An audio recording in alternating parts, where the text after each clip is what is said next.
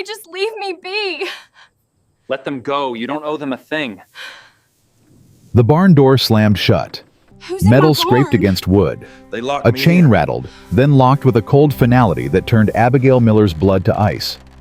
She Freeze. threw herself Don't against fight the it. splintered planks, screaming until her throat burned. But the only answer was laughter. I hit it. Cruel, high-pitched laughter, We're sorry, we fading really into are. the Montana night. SUA. 5 girls who have called power her over me the kitchen anymore. pig had dragged her here blindfolded, thrown her into a stranger's barn as a dare, and left her became to more whatever than that to fate a me. man like Luke Grayson would deliver. I love you too. Everyone knew his name. Everyone No feared his chains. temper. And now, locks. bleeding and alone in the darkness, Just us. Abigail understood one terrible truth. This wasn't just a prank. This was a death does. sentence.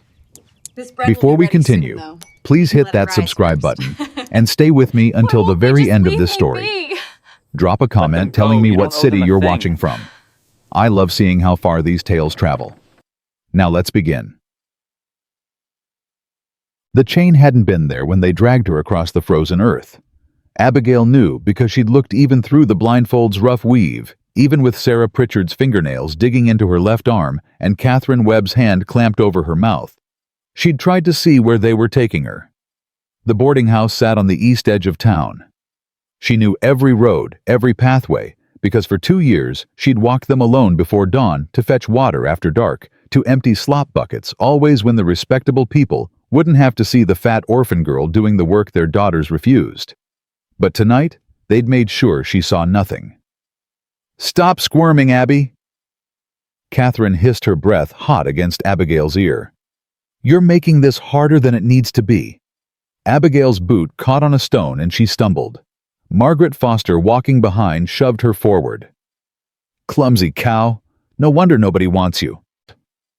The other girls laughed, Emma Blackwell and Judith Crane bringing up the rear, their voices bright with excitement. 5 of them. 5 against 1. The same 5 who'd dumped lye water on her bedroll last month, who'd hidden her only decent dress before Sunday service, who'd told Reverend Michaels that Abigail had stolen bread when they'd eaten it themselves and left the crumbs in her apron. Mrs. Fairchild, the boarding house matron, always believed them. Always. "Where are we going?" Abigail tried to keep her voice steady, but it cracked. "Wouldn't you like to know?" Sarah's grip tightened. "Don't worry. We're taking you somewhere special." They walked for what felt like hours, but was probably 20 minutes. Abigail's hands were bound behind her back with someone's belt. She thought it was Emma's, the leather one with the brass buckle. Her fingers had gone numb. The November wind cut through her thin cotton dress, the only one she owned that didn't have patches on patches. Finally, they stopped. "Here we are," Margaret announced, and there was something in her voice, a tremor that might have been fear or might have been exhilaration. Abigail couldn't tell. "Margaret, are you sure about this?" That was Judith, the youngest at 17, always the first to follow and the first to hesitate. "Don't be a coward now." Sarah's voice had an edge. "We all agreed." "I know, but nothing. She's been eating our food and taking up space for 2 years. Mrs. Fairchild keeps her out of charity, and how does she repay it by making us look bad with her moping and her pathetic face?" That wasn't true. None of it was true.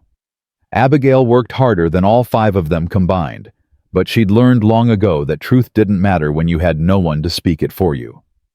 Someone, Catherine, she thought, untied the blindfold. Abigail blinked against the sudden moonlight. They stood in front of a massive barn, its roof stark against the starlit sky. Beyond it she could make out a house dark and silent. No lights in the windows. No smoke from the chimney. "The Grayson place," Emma whispered, and even she sounded nervous now. Abigail's heart stopped. "No, please. Anywhere but here." Everyone in town knew about Luke Grayson. 6 feet of rage and scar tissue, they said. He'd killed a man in Dodge City over a card game. He'd beaten a ranch hand so badly, the man never walked right again. He lived alone on 200 acres of prime grazing land and hadn't spoken to another human being except to curse them off his property in over a year. Perfect, isn't it? Sarah's smile was sharp in the moonlight. We're going to lock you in his barn. When he finds you in the morning, well, we'll see if he's as mean as everyone says." "You can't." Abigail pulled against the belt, and pain shot through her wrists. "This isn't funny. This isn't a prank." "Of course it is." Margaret stepped closer. "Unless you're too stupid to see the humor in it. He'll kill me." "Oh, don't be so dramatic." But Margaret's eyes slid away. "He'll probably just scare you, teach you some manners." "And if he doesn't," Abigail's voice rose, "if he does what everyone says he'll do, silence." The wind rattled through bare cottonwood branches. "Then I guess you should have been nicer to us," Sarah said finally. "Come on." They dragged her to the barn doors. The wood was old weathered gray, and the iron hinges looked strong enough to hold back a cattle stampede. Margaret produced a key, where had she gotten a key, and unlocked the heavy padlock. The door swung open with a groan. Inside, darkness. The smell of hay and leather, and something else, something animal and wild. "Get in." Sarah pushed, and Abigail stumbled across the threshold. She spun around, her bound hands useless.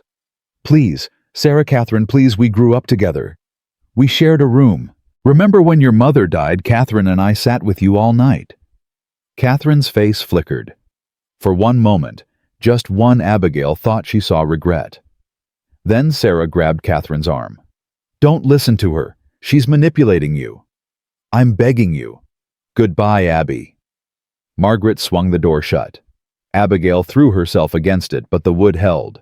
She heard the scrape of metal, the rattle of chain that hadn't been there before, chain they must have brought with them, and then the solid click of the lock. "Wait." She kicked the door once, twice. "Let me out." Laughter drifted through the cracks. "Have a nice night, Abby. Sweet dreams. Try not to make him too angry." Their voices faded. Footsteps crunched on frozen ground, growing softer, then silent. Abigail stood alone in the darkness. She couldn't breathe right. Her chest felt too tight, like someone had wrapped iron bands around her ribs and was pulling them tighter, tighter. The barn smelled wrong, not just hay and animals, but rust and old blood and neglect. Something skittered in the rafters. Mice probably. Or rats. "Help!" she called, but her voice came out as a whisper. "Somebody help me!" Nobody answered. She stumbled backward, hands still bound, and her shoulder hit a wooden post. Pain radiated down her arm. She bit back a cry and forced herself to think. The belt. She needed to get the belt off her wrists. If she could free her hands, maybe she could find something to break the door, or pry a board loose, or... Her boot caught on something, and she fell hard, landing on her side in loose straw. The impact knocked the air from her lungs. She lay there gasping, tasting dust and chaff.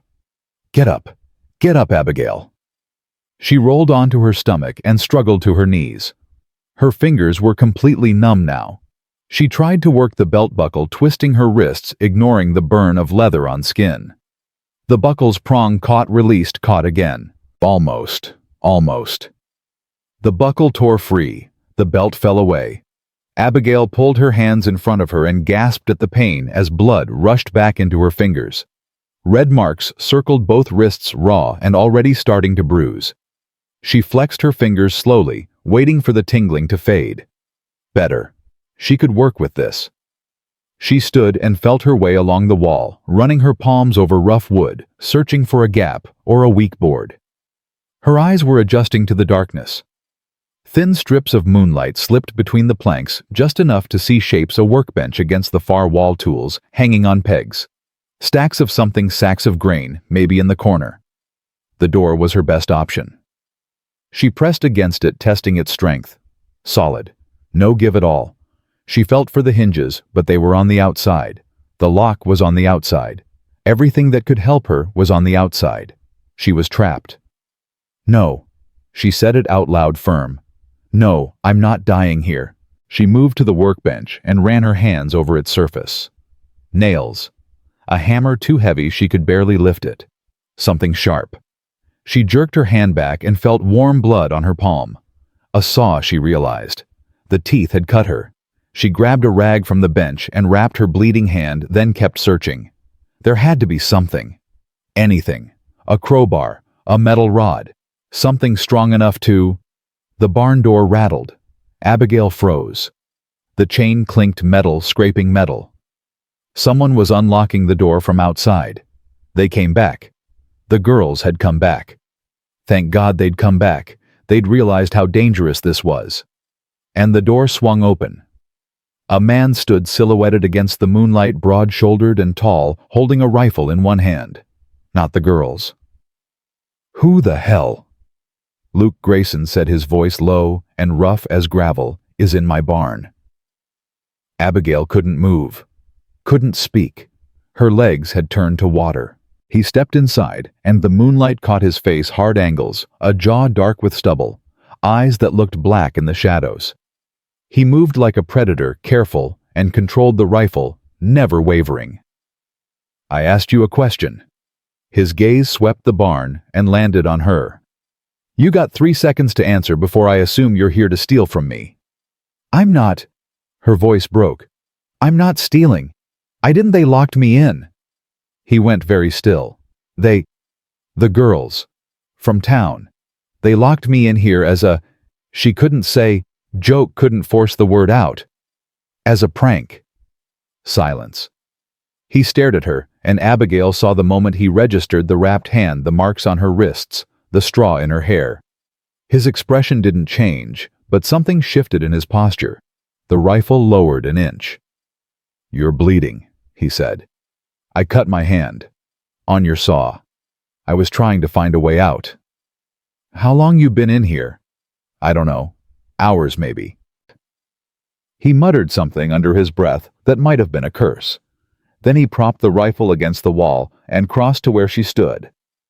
Abigail's instinct screamed at her to run, but there was nowhere to go, and her legs wouldn't cooperate anyway. Up close, he was bigger than she'd thought. Not fat, not soft, but built like someone who'd spent his life doing hard physical work. His hands were scarred, his knuckles thick. He smelled like leather and wood smoke. Let me see that hand, he said. She didn't move. His jaw tightened. I'm not going to hurt you. Let me see the damn hand. Slowly, she extended her right hand. He unwrapped the rag gentle despite his rough voice and examined the cut across her palm. Blood still seeped from it, dark in the moonlight. Needs stitches, he said. Come on. He turned and walked out of the barn. Abigail stood frozen for a heartbeat, then hurried after him because the alternative was staying alone in the dark. Outside, the cold hit her like a fist. She'd been warm with fear inside the barn, but now she realized she was shaking her teeth, chattering. Luke Grayson walked toward the dark house with long strides, and she had to half run to keep up. What's your name? He asked without looking back. Abigail Miller. You live in town? The boarding house. I work there. He made a sound that might have been acknowledgement or disgust. She couldn't tell. The house was bigger than it had looked from the barn, 2 stories with a wide porch and shuttered windows. He climbed the steps and pushed open the front door, then stood aside. Get in. Abigail hesitated on the threshold. Every story she'd ever heard about Luke Grayson cycled through her mind. He'd killed a man. He beat people. He was dangerous, violent, unpredictable. But he'd also lowered his rifle. He'd unwrapped her hand carefully. And right now, going inside this house felt safer than standing in the freezing November night. She stepped through the door. The interior was dark. She heard him move around, heard the scratch of a match, and then warm light bloomed as he lit a lamp. The glow revealed a large room kitchen on one side, sitting area on the other. Clean, she noticed. Sparse, but clean. No dishes piled in the sink, no trash on the floor. Not what she'd expected. Sit. He pointed to a chair at the kitchen table. She sat. He set the lamp on the table and disappeared into another room. She heard drawers opening, something being moved. He returned with a small wooden box and a bottle of whiskey. This is going to hurt, he warned, setting the box on the table and opening it. Inside, needle thread, clean cloth, a small knife. Abigail's stomach turned. "You've done this before." "More times than I can count." He pulled out the needle and began threading it, his scarred hands surprisingly steady. "Out here, you learn to patch yourself up. Can't run to a doctor every time you get cut or bit or kicked." He poured whiskey over the needle, then over his hands.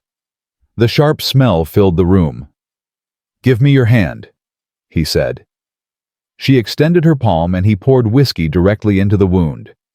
Abigail gasped at the burning pain and tried to pull away, but his grip was iron. "Hold still," he said, not unkindly. "Worst part's over." It wasn't.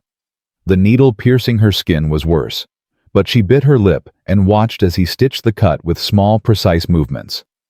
His face was intent-focused, and in the lamplight, she could see him clearly for the first time, maybe 30, maybe older. Hard to tell. Life out here aged people. "These girls," he said, not looking up from his work, "they got names." Abigail's throat tightened. "I don't want to cause trouble." "Little late for that." He tied off a stitch and started another.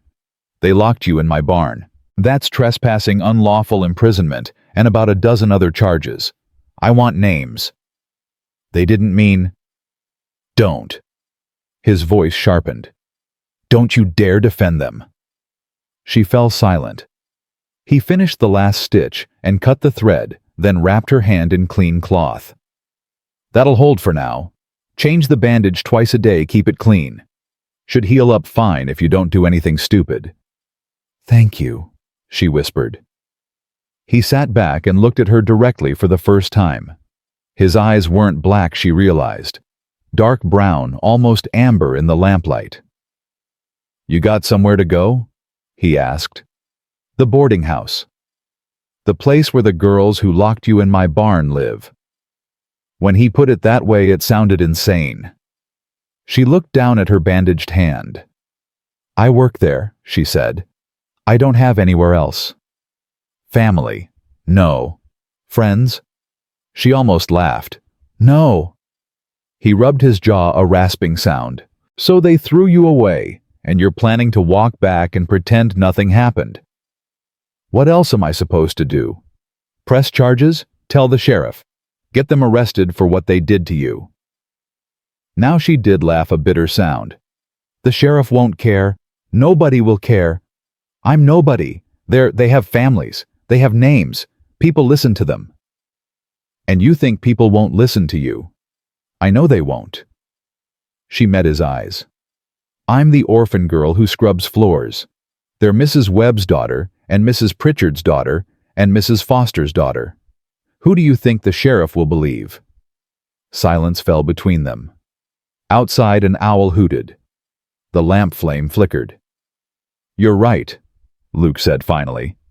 "That's exactly what'll happen." Something in Abigail's chest cracked.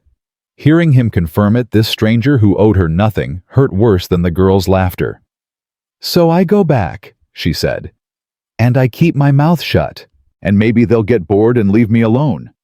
"That what you think, they'll get bored? What else can I think?" He stood abruptly, the chair scraping against the floor. "You can think they're cowards who hurt people weaker than them because it makes them feel powerful. You can think they'll do it again to you or someone else because nobody stopped them. You can think you deserve better than this." His vehemence startled her. "Why do you care?" "I don't." But he said it too quickly. He turned away, staring at the darkened window. "I just don't like bullies." Abigail studied his broad back, the tension in his shoulders. "The stories about you are true." He cut her off. "Every one of them. I'm not a good man, Abigail Miller. I got a temper, and I've done things I'm not proud of. But I never hurt someone who didn't hurt me first, and I never hurt someone weaker." He glanced back at her. "There's a difference." She wanted to believe him. Standing in this clean, quiet kitchen, watching him thread a needle with scarred hands to stitch up a stranger's wound, she wanted so badly to believe him. "It's late," he said. "You're exhausted. You can sleep here tonight." "I can't." "You can, and you will. I've got a spare room upstairs. Door locks from the inside. I'll sleep down here." He moved to the stove and began stoking the fire. Tomorrow morning we'll figure out what to do. What if someone sees me leaving? What if they think? Let them think whatever they want. He shoved a log into the stove with more force than necessary. You need rest, not gossip. Abigail wanted to argue, but exhaustion crashed over her like a wave. Her hand throbbed, her wrists ached. She'd been running on fear and adrenaline for hours, and now in the warmth of this kitchen, with the smell of wood smoke and coffee, her body was giving up. Okay, she whispered. Thank you. He nodded toward the stairs. Second door on the right. There's blankets in the chest. Pitcher of water on the dresser. She stood slowly testing her legs. They held. At the foot of the stairs, she paused. Mr. Grayson? Luke. Luke. The name felt strange in her mouth. Why are you doing this? He didn't answer right away. He stood with his back to her, silhouetted against the stove's firelight, and when he finally spoke, his voice was quiet. Because somebody should have done it for me once, and nobody did. Abigail climbed the stairs without another word. The room was small, but clean. A narrow bed, a dresser, a window overlooking the barn, and the dark prairie beyond. She found the blankets in the chest, thick wool that smelled like cedar. The pitcher held cold, clear water. She drank until her throat stopped burning. Then she lay down on the bed, still in her dress, and stared at the ceiling. They'd locked her in the barn as a joke, as a dare, as entertainment. And Luke Grayson, the violent, dangerous hermit everyone feared, had stitched her hand and given her his bed. She didn't know what to think about that. Downstairs, she heard him moving around. The clink of a bottle, heavy footsteps crossing the floor, the creak of a chair. Safe, some part of her whispered. You're safe here. She didn't believe it, couldn't afford to believe it. She'd learned long ago that safety was an illusion, something that vanished the moment you trusted it. But as exhaustion pulled her under, as the adrenaline finally drained away, and sleep rose up to claim her, Abigail Miller let herself imagine, just for a moment, what it might feel like if it were true. Abigail woke to the smell of coffee and the sound of someone chopping wood. For a moment, she didn't remember where she was. The ceiling above her was unfamiliar rough-hewn beams instead of the water-stained plaster of the boarding house attic. The blanket covering her was thick wool, not the threadbare cotton she'd wrapped herself in for 2 years. Her right hand throbbed with a deep, persistent ache. Then memory crashed back. The barn. The chain. Luke Grayson's scarred hands stitching her palm by lamplight. She sat up too quickly, and pain shot through her hand. She looked down at the bandage, clean white cloth already spotted with small blooms of red. Outside the window, the sun was climbing toward noon. She'd slept half the day away. Panic seized her. Mrs. Fairchild would be furious. The breakfast dishes would still be piled in the sink, the floors unswept, the laundry unwashed. She threw off the blanket and stood, her legs unsteady, and moved toward the door. Then stopped with her hand on the knob. What was she doing? Running back to the boarding house where 5 girls had dragged her into the night and locked her in a stranger's barn. Going back to scrub the floors of women who thought her life was worth less than their entertainment. But where else could she go? She opened the door and descended the stairs, slowly testing each step. Her boots, muddy and scuffed, sat by the front door where she must have kicked them off last night. She didn't remember doing that. The house was empty. Through the window, she could see Luke splitting wood behind the barn, his axe rising and falling with mechanical precision. Each swing sent wood chips flying. He'd taken off his coat, despite the cold, working in just a shirt and vest, and even from this distance, she could see the power in his shoulders. The kitchen was cleaner than she'd left it. Someone him obviously had washed the whiskey bottle and put away the medical supplies. A pot of coffee sat warming on the stove, and beside it a plate covered with a cloth. She lifted the corner, 2 biscuits, still warm, and a slice of cold bacon. Her stomach growled. She couldn't remember the last time she'd eaten. Yesterday's breakfast, maybe. The girls got 3 meals a day at the boarding house. Abigail got whatever was left over, and there was rarely anything left over. She ate standing at the window watching Luke work. He moved with the efficiency of someone who'd done this task 10,000 times, never wasting motion, never pausing. When he finished splitting the pile, he stacked the wood with the same careful precision, building a structure that would shed rain and snow. He glanced toward the house once, and their eyes met through the window. He didn't wave or smile, just gave a short nod, and went back to work. Abigail finished the biscuits and washed the plate in the basin using her left hand because her right one hurt too much. She was drying it when the front door opened, and Luke came in carrying an armload of split wood. "You're up," he said, moving past her to stack the wood beside the stove. "How's the hand?" "It hurts." "Good. Means it's healing." He brushed bark and wood chips from his shirt. "You eat?" "Yes, thank you." "There's more if you want it." "I should go." She set the plate down carefully. "I've imposed on you enough." He straightened and looked at her directly. "Go where?" "Back to the boarding house. Mrs. Fairchild will be wondering." "Mrs. Fairchild," he interrupted, "can wonder all she wants. You're not going back there." "I have to. I work there." "You work there because you got no other options. That doesn't mean you have to go back to people who locked you in a barn." Abigail's throat tightened. "What else am I supposed to do? I don't have money. I don't have skills beyond washing and cleaning. I can't just—" "You can wash and clean here." The words hung in the air between them. "What?" she whispered. Luke moved to the stove and poured himself coffee, his movements deliberate. "I need help around this place. Haven't had anyone since my last ranch hand left 3 months ago. Can't pay much, but you'd have room and board, and you wouldn't have to worry about anyone locking you anywhere.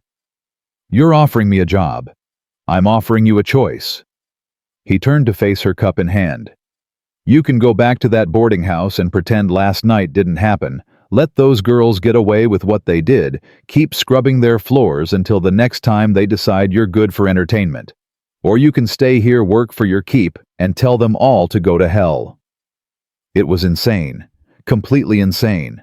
Work for Luke Grayson, the man everyone in town feared. Live on his property miles from anyone else. People would talk. People would assume things. "I can't," she said. "It wouldn't be proper. A woman living on a man's property unmarried." "You think I care about proper?" His voice was harsh. "You think I give a damn what those people in town say about me? They already think I'm the devil. Let them add harbors loose women to the list." "But I'd care." Abigail's voice rose despite herself. "I'd care because I'm the one they'd call loose. I'm the one they'd say was living in sin. And then I'd really have nothing. No reputation, no prospects, nothing." Luke set his cup down hard enough that coffee sloshed over the rim. "Your reputation. You think you still have a reputation after last night? Those girls locked you in my barn. You think they're keeping that story to themselves? You think they're not back in town right now telling everyone how they played a joke on poor Abby Miller?" The words hit like a slap. He was right. Of course he was right. Sarah would be telling everyone. Margaret would be laughing about it. By now, half the town probably knew. "So what am I supposed to do?" Her voice cracked. "Just accept that I'm ruined." "You're not ruined." He stepped closer, and she had to tilt her head back to meet his eyes. "You're standing here alive after 5 cowards tried to break you. That's not ruined. That's surviving. Surviving isn't the same as living." "No," he agreed quietly. "It's not. But it's a start." She wanted to believe him. Wanted to believe that she could stay here, work for him, build some kind of life that didn't involve scrubbing other people's dishes and sleeping in an attic that leaked when it rained. But fear was a cold hand around her heart.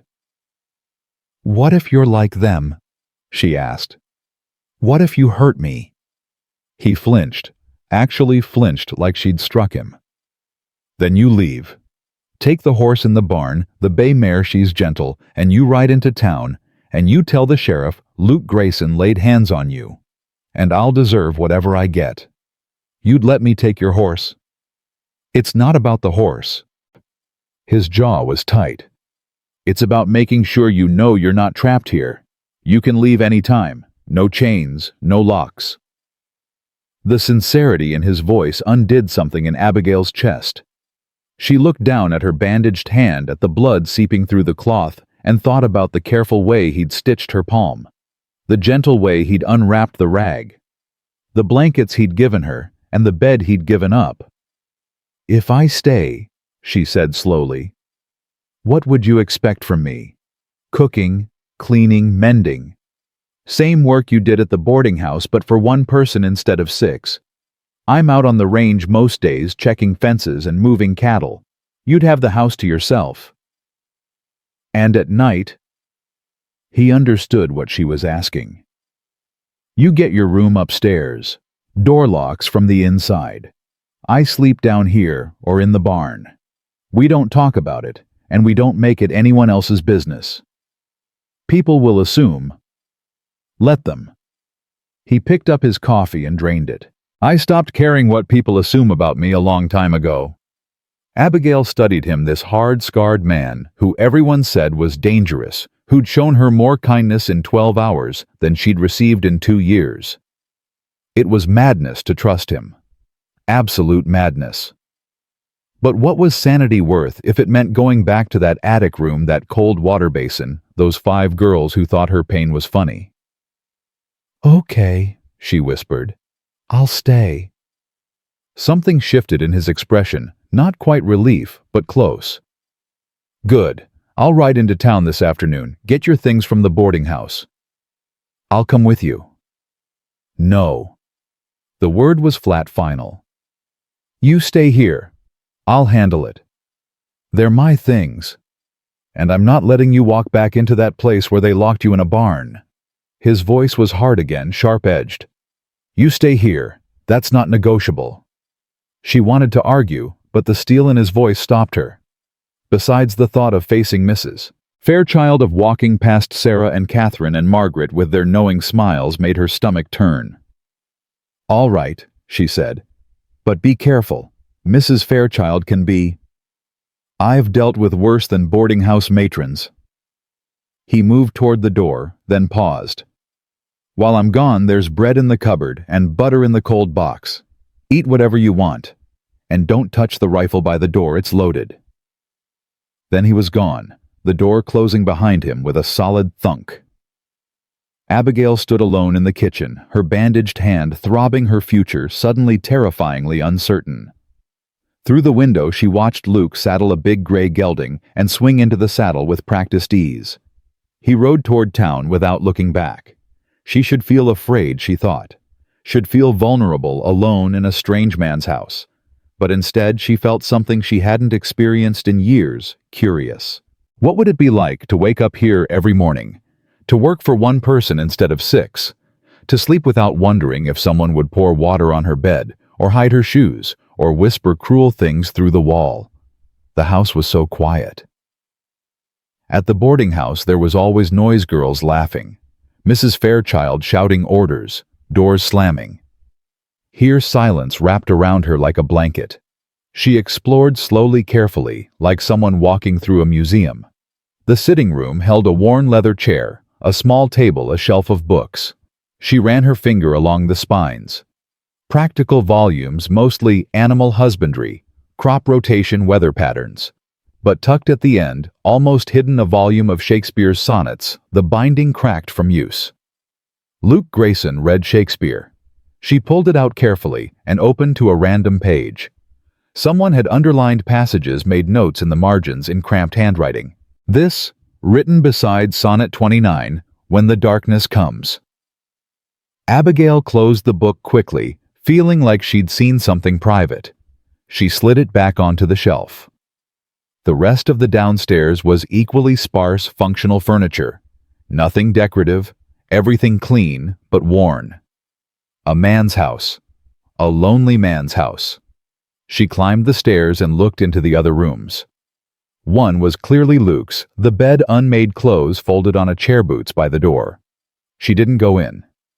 The third room was empty except for dust and a broken chair. Back in her room, she was already thinking of it as her room. She sat on the bed and looked at her bandaged hand. The throbbing had settled into a steady ache. She should change the bandage the way Luke had told her to. Keep it clean. She found clean cloth in the dresser. He must have put it there this morning while she slept, and unwrapped her hand carefully. The cut was angry and red, the stitches stark black against her pale skin. But it was clean. No sign of infection yet. She washed it with water from the pitcher, gritting her teeth against the sting, then rewrapped it clumsily with her left hand. Not as neat as Luke's work, but it would hold. Then she went back downstairs and did what she always did when she didn't know what else to do. She cleaned. The dishes first, then the floor, then the windows. She found a broom in the closet and swept the whole downstairs, finding satisfaction in the small pile of dirt and dust she collected. She wiped down the table, the chairs, the counters.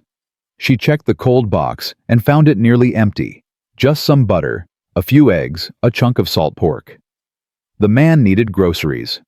She was scrubbing the floor on her hands and knees, her injured hand awkward but functional, when she heard hoofbeats. She stood quickly, wiping her wet hands on her dress, and moved to the window. Luke was riding back her small carpet bag tied behind his saddle. But he wasn't alone. Behind him, riding a chestnut mare, was Sheriff Tom Brennan. Abigail's heart sank. She'd known this was coming, had known the moment she agreed to stay, that there would be consequences. But seeing the sheriff's star glinting in the afternoon sun made it real. They dismounted at the hitching post. Luke untied her carpet bag and said something to the sheriff that Abigail couldn't hear. The sheriff nodded, his expression grave, and they both walked toward the house. She met them at the door. "Miss Miller." Sheriff Brennan touched his hat brim. He was a big man, nearly as tall as Luke, but heavier, with a gray beard and tired eyes. "I need to ask you some questions about last night." "All right," she said, though her voice shook. "Can we come in?" She stepped aside and they entered. Luke set her carpet bag by the stairs and moved to the stove, deliberately giving her space. The sheriff took off his hat and turned it in his hands, a nervous gesture that didn't match his imposing frame. "Miss Miller, Luke here tells me that 5 young women locked you in his barn last night. That true?" "Yes." "Can you tell me what happened from the beginning?" So she did. She told him about the blindfold, the walk in the dark, the 5 girls dragging her across town, about the barn door closing, the chain locking, the hours alone in the darkness, about cutting her hand on the saw and Luke finding her before dawn. The sheriff listened without interrupting, his face growing grimmer with each detail. "And these girls," he said when she finished. "You know their names?" "Yes." "I need you to tell me." Abigail looked at Luke. He was standing by the stove, arms crossed, watching her steadily. Not pushing, not demanding. Just waiting. "Sarah Pritchard," she said quietly. "Catherine Webb. Margaret Foster, Emma Blackwell, and Judith Crane." The sheriff closed his eyes briefly. "Mrs. Pritchard's daughter, Mrs. Webb's girl. Christ." He rubbed his face. "Begging your pardon, miss." "You're not going to arrest them," Abigail said. It wasn't a question. "I didn't say that. But you won't." She felt something hard and cold settling in her chest. "Because they're from good families. Because their parents have money and standing. Because I'm nobody. Now, Miss Miller, she's right." Luke's voice cut through the room like a knife. "You know she's right. You'll go talk to those girls and they'll cry and say it was just a joke, and their mothers will swear they're good Christian girls who'd never hurt anyone. And then you'll come back here and tell Abigail there's not enough evidence." The sheriff's jaw tightened. "That's not how I do my job, Luke." "Isn't it?" Luke took a step forward. "When old man Harrison's son beat that ranch hand half to death, what happened? Nothing. When Mayor Blackwell's nephew stole from the mercantile, what happened? Nothing. But when Jimmy Torres took a loaf of bread because his family was starving, you put him in jail for a week. That was different." "How?" Luke's voice was dangerous now, quiet and lethal. "Tell me how it's different." Silence fell. Abigail could see the war on Sheriff Brennan's face, duty versus reality, justice versus politics. She'd seen it before, on every adult's face, who'd promised to help her and then quietly backed away. "I'll talk to the girls," the sheriff said finally. "I'll talk to their families. But Miss Miller, I have to be honest with you, without witnesses, without proof beyond your word, against theirs. It's going to be hard to make charges stick." "So they get away with it," Abigail said flatly. "I didn't say that. I said it'll be hard, but I'll do what I can." "That's not good enough," Luke said. "It's what I've got." The sheriff turned his hat in his hands again. "Miss Miller, I need to ask you something else. Luke says you're staying here now, working for him. That true?" "Yes." "You understand what people are going to say about that?" Heat crept up Abigail's neck. "I understand." "And you're staying anyway, of your own free will. He's not forcing you or coercing you in any way." "No." She lifted her chin. "Mr. Grayson has been nothing but kind to me. He stitched my hand, gave me food and shelter, and offered me honest work, which is more than anyone in town has ever done." The sheriff looked between them, clearly trying to read the situation. "All right, just wanted to make sure. Luke, you know how this looks." "I know." Luke's voice was cold. "And I don't care." "You might start caring when people start talking, when the church ladies show up, or when... Let them come."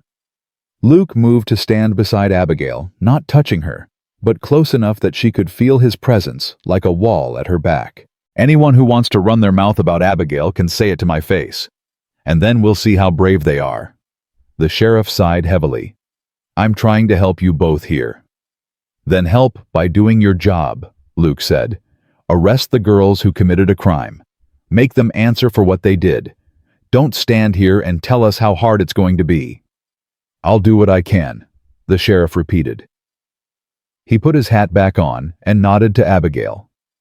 "Miss Miller, if you need anything, if you feel unsafe here, or if you change your mind about pressing charges, you come find me, day or night."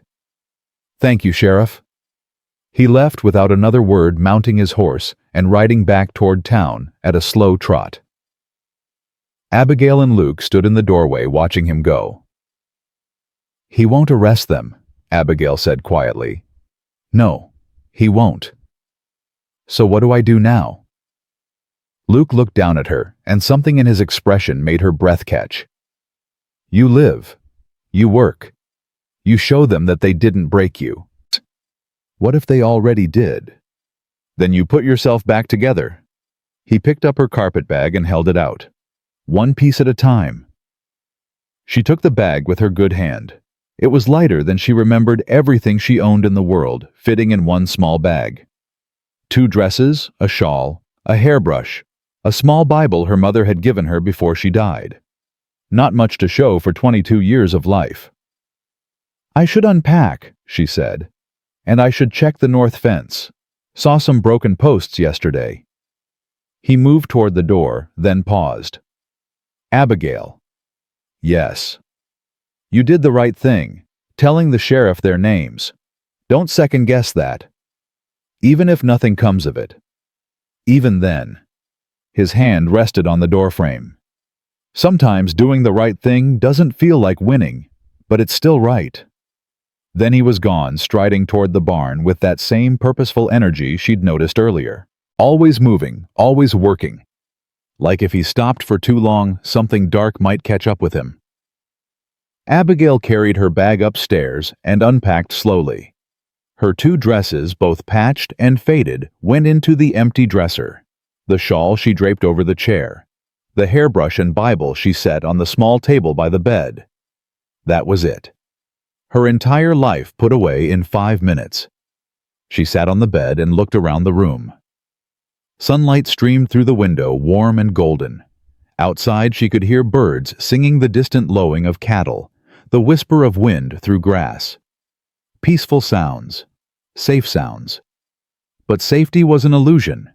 She'd learned that years ago in the orphanage, and again at the boarding house, and again last night in the barn. Safety could be taken away in an instant with cruel laughter and a chain lock.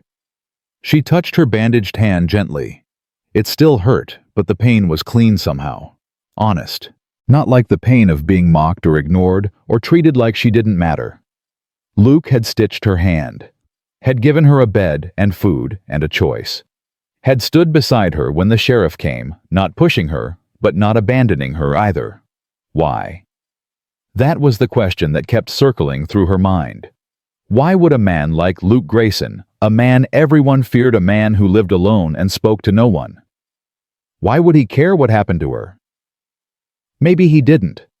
Maybe he just hated the girls who'd trespassed on his property. Maybe this was about principle, not her. Or maybe, and this thought was dangerous, terrifying, maybe he saw something in her that no one else had ever bothered to look for. She stood and went to the window. Luke was walking toward the north pasture, a toolbox in one hand, his stride long and steady. She watched until he disappeared over a rise, then turned back to the room. Her room, her space. For as long as she could make this arrangement work, she went downstairs and surveyed the kitchen with new eyes. This was her domain now, at least for meals and cleaning. She opened cupboards and assessed the contents: flour, sugar, salt, coffee, dried beans. Enough for basic cooking, but nothing fancy. The cold box held those few eggs, the butter, the salt pork. She could make biscuits tomorrow morning. Maybe fry some eggs if Luke wanted them. Maybe prove that she was worth keeping around. Because that was the real question, wasn't it?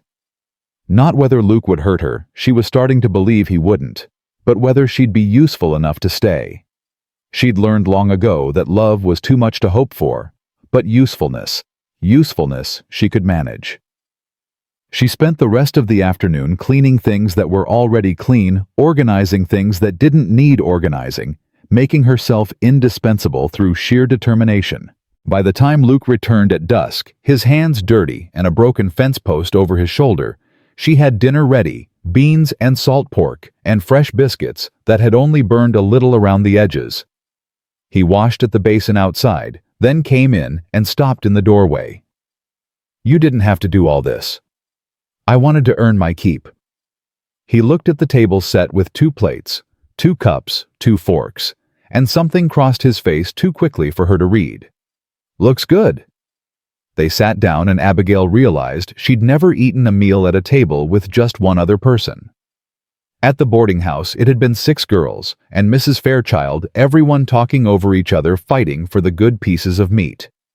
At the orphanage before that, 20 children crammed around long benches, bolting their food before someone stole it. Here, it was just the 2 of them, and the quiet scrape of forks on plates. "These are good," Luke said, gesturing to the biscuits. "Better than mine." "They're burned on the bottom." "They're fine."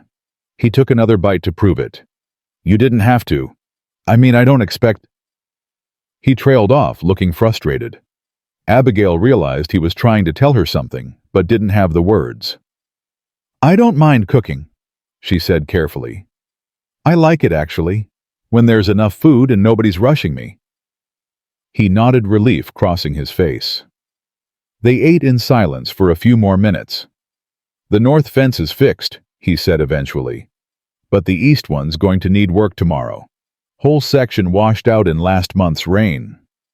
"Will you be gone all day?" "Most of it, probably." He looked at her. "You'll be all right here alone." "I'll be fine. There's a pistol in the drawer by the stove. Small one, easy to handle. You know how to shoot."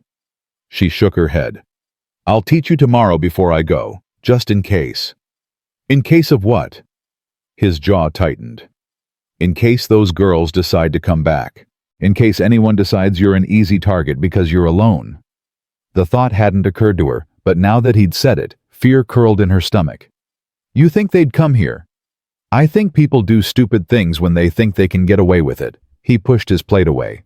"But I also think you're tougher than they gave you credit for. You survived last night. You'll survive whatever comes next." She wanted to believe him, wanted to believe she was tough, capable, strong. But all she felt was tired. "Thank you," she said quietly. "For everything. For finding me, for stitching my hand, for giving me a place to stay. I'll work hard. I promise I'll earn—" "Stop." He held up a hand. You don't have to earn basic human decency. You don't have to earn not being locked in a barn. That should be a given. But it's not, she said. Not for people like me. Then the world's more broken than I thought. They cleared the dishes together, working in comfortable silence. Abigail washed while Luke dried, and she found herself relaxing into the rhythm of it. This, she understood, work routine usefulness. When the kitchen was clean, Luke banked the fire in the stove and checked the doors. You need anything before I turn in? No, thank you. Good night then. Good night. He settled into the chair by the stove, pulling a blanket over himself. Abigail climbed the stairs to her room and locked the door carefully behind her. She changed into her nightgown, threadbare and too short, but clean, and lay down in the bed. Sleep came slowly. Her hand throbbed. Her mind raced with everything that had happened in the last 24 hours. She'd gone from scrubbing floors in a boarding house to lying in a stranger's bed, her future completely uncertain. But she was safe. For tonight, at least, she was safe. And tomorrow, she'd wake up and do the work that needed doing, and maybe, just maybe, that would be enough. The third morning, Abigail woke before dawn and found Luke already gone. She'd heard him moving around downstairs before first light, the creak of floorboards, the soft thud of boots, the whisper of the door closing. By the time she dressed and came down, the coffee was cold in the pot, and a note lay on the table in that same cramped handwriting she'd seen in the Shakespeare book. East fence, back by evening. Practice with the pistol like I showed you. She touched the note, then folded it carefully and tucked it into her apron pocket. Yesterday, he'd spent an hour teaching her to load and fire the small revolver, his patience surprising as she fumbled with the cylinder and flinched at the recoil. She'd hit the fence post he'd set up as a target exactly once out of 10 shots, but he'd nodded like she'd done something impressive. That's one more than you could hit yesterday, he'd said. Tomorrow you'll hit 2. Now she pulled the pistol from the drawer and checked it the way he'd taught her cylinder open 6 rounds loaded hammer-down safe. The weight of it felt wrong in her hand, too heavy and too purposeful. She'd never imagined holding a gun, much less needing to know how to use one. But she'd also never imagined being locked in a barn, and that had happened anyway. She set the pistol on the kitchen shelf where she could reach it quickly, then started breakfast. Eggs this morning, fried in the bacon grease she'd saved from yesterday. Toast made from bread she'd baked the day before. Coffee strong enough to strip paint the way Luke seemed to prefer it. She ate alone at the table, the house quiet except for the ticking of the clock on the mantel and the wind rattling the shutters. 7 days ago, she'd been eating scraps in the boarding house kitchen, standing over the sink, because there was never room at the table. Now she had a table to herself. Food she'd cooked in a kitchen that was becoming familiar, and silence that felt less lonely than the crowded rooms she'd left behind. It should have felt like winning. Instead, it felt like waiting. After breakfast, she washed the dishes and swept the floor and changed the bandage on her hand. The cut was healing cleanly, the edges pulling together where Luke's stitches held. In a week, maybe 2, she'd be able to use it properly again. In a month, there'd just be a scar. She found herself touching it often, tracing the line of the wound through the bandage. Physical proof that the night in the barn had been real, not some nightmare her mind had conjured. Physical proof that Luke had sat across from her at this table and stitched her palm while she bit back tears. By mid-morning, she'd run out of cleaning to do. The house was small, and she'd scrubbed every surface twice already. She stood in the kitchen restless and uncertain, then remembered the cold box. Nearly empty yesterday, completely empty now.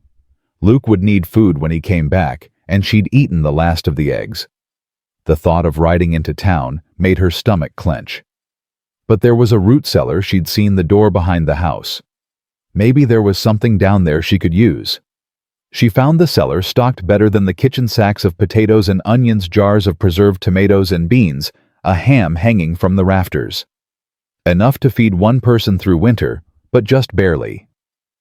She gathered potatoes and onions and 2 jars of tomatoes, then climbed back into the daylight.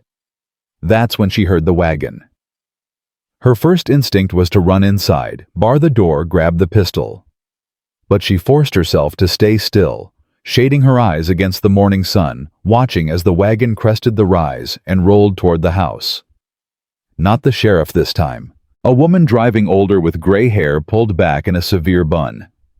Beside her, a man in a dark suit and white collar. Abigail recognized them both. Mrs. Dorothy Hutchins, president of the Church Women's Auxiliary, and Reverend Michaels, who'd preached every Sunday for as long as Abigail could remember. Her stomach dropped. She'd known this was coming. Luke had warned her people would come, but she'd hoped for more time.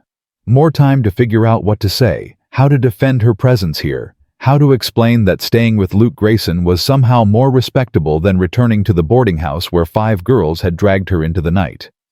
The wagon stopped at the hitching post. Reverend Michaels climbed down first, then helped Mrs. Hutchins. They approached slowly, and Abigail could see the calculation in their eyes as they took in her appearance, flour on her apron, bandage on her hand hair tied back with a plain ribbon. "Miss Miller."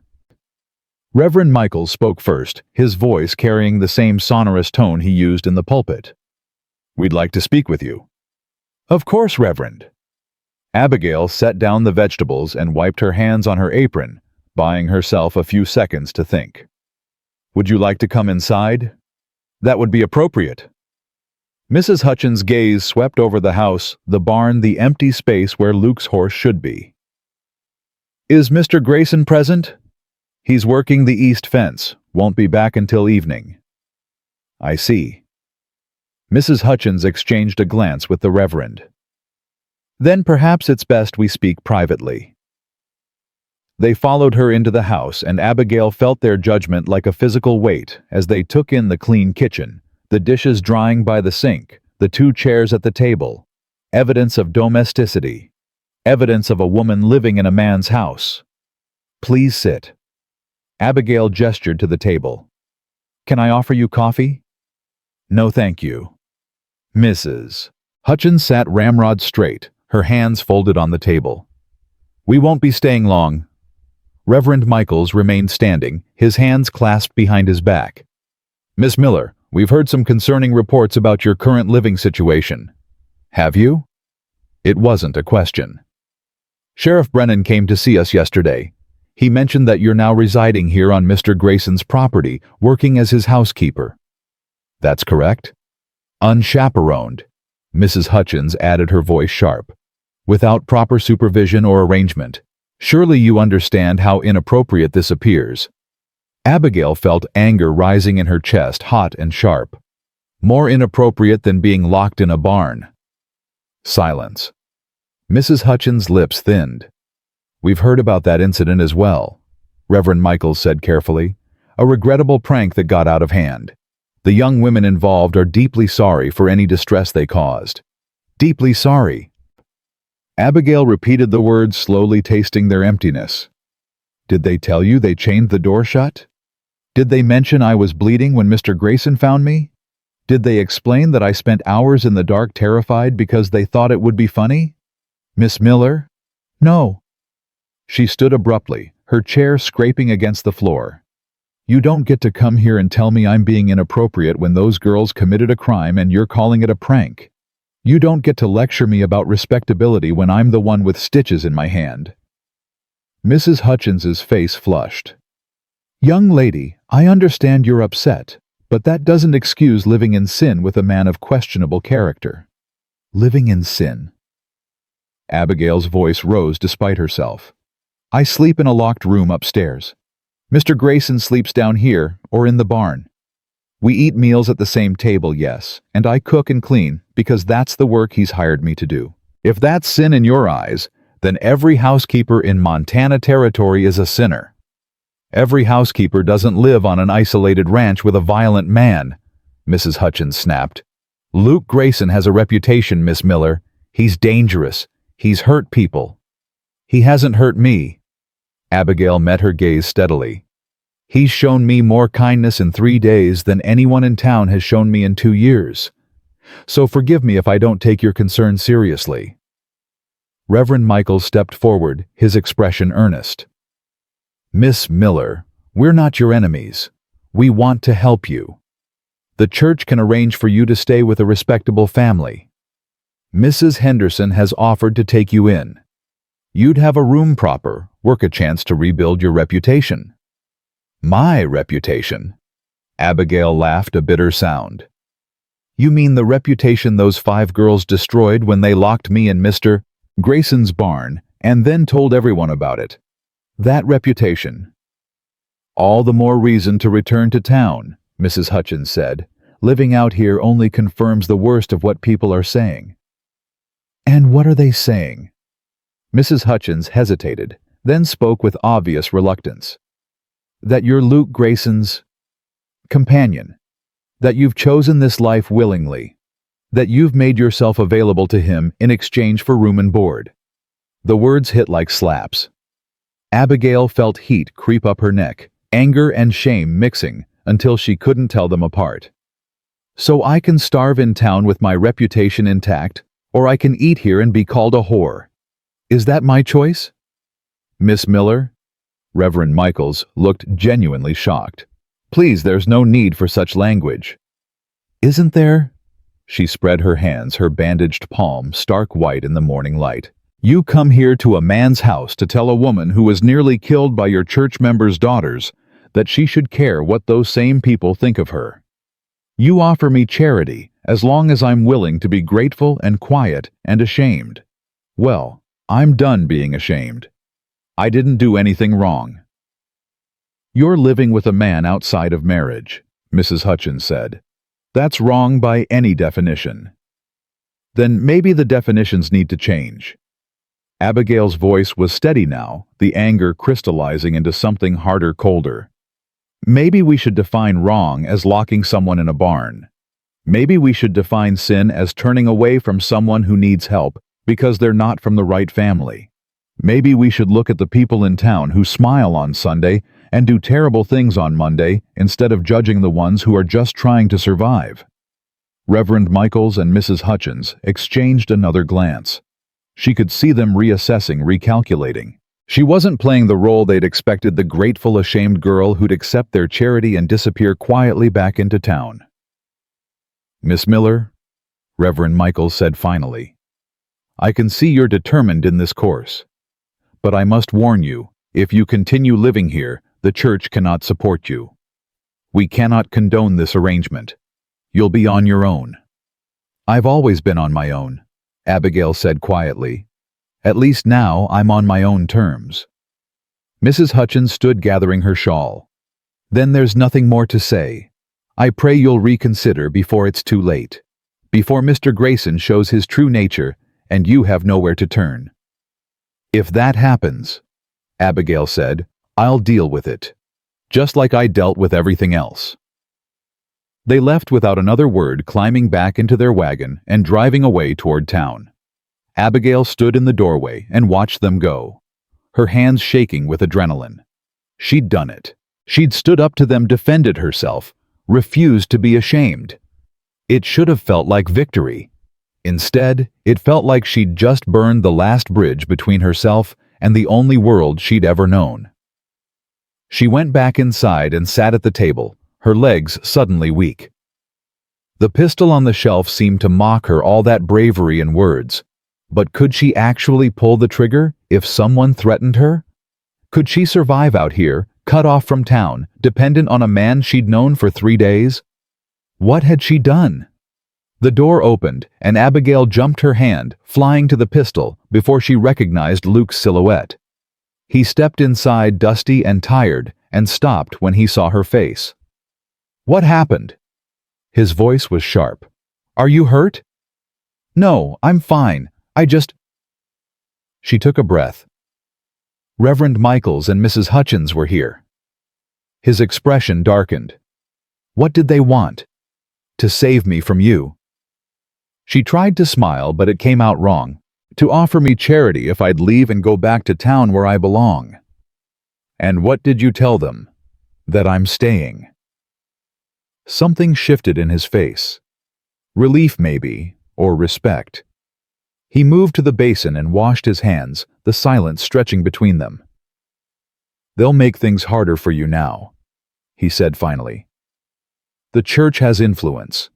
They'll turn people against you.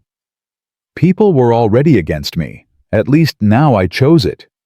She stood and moved to the stove, needing something to do with her hands. I found potatoes and tomatoes in the root cellar. I can make stew for dinner. Abigail. Please. She didn't look at him.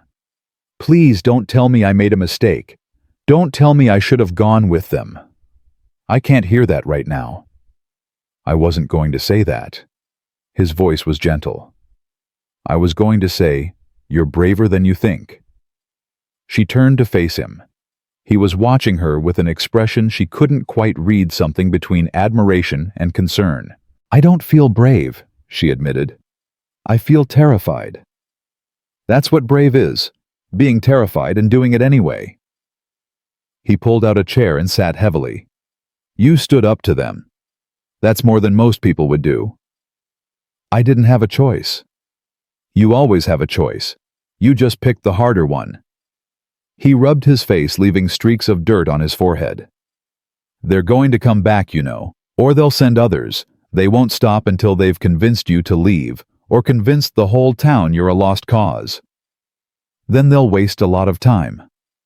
Abigail began peeling potatoes, focusing on the simple task. Because I'm not leaving.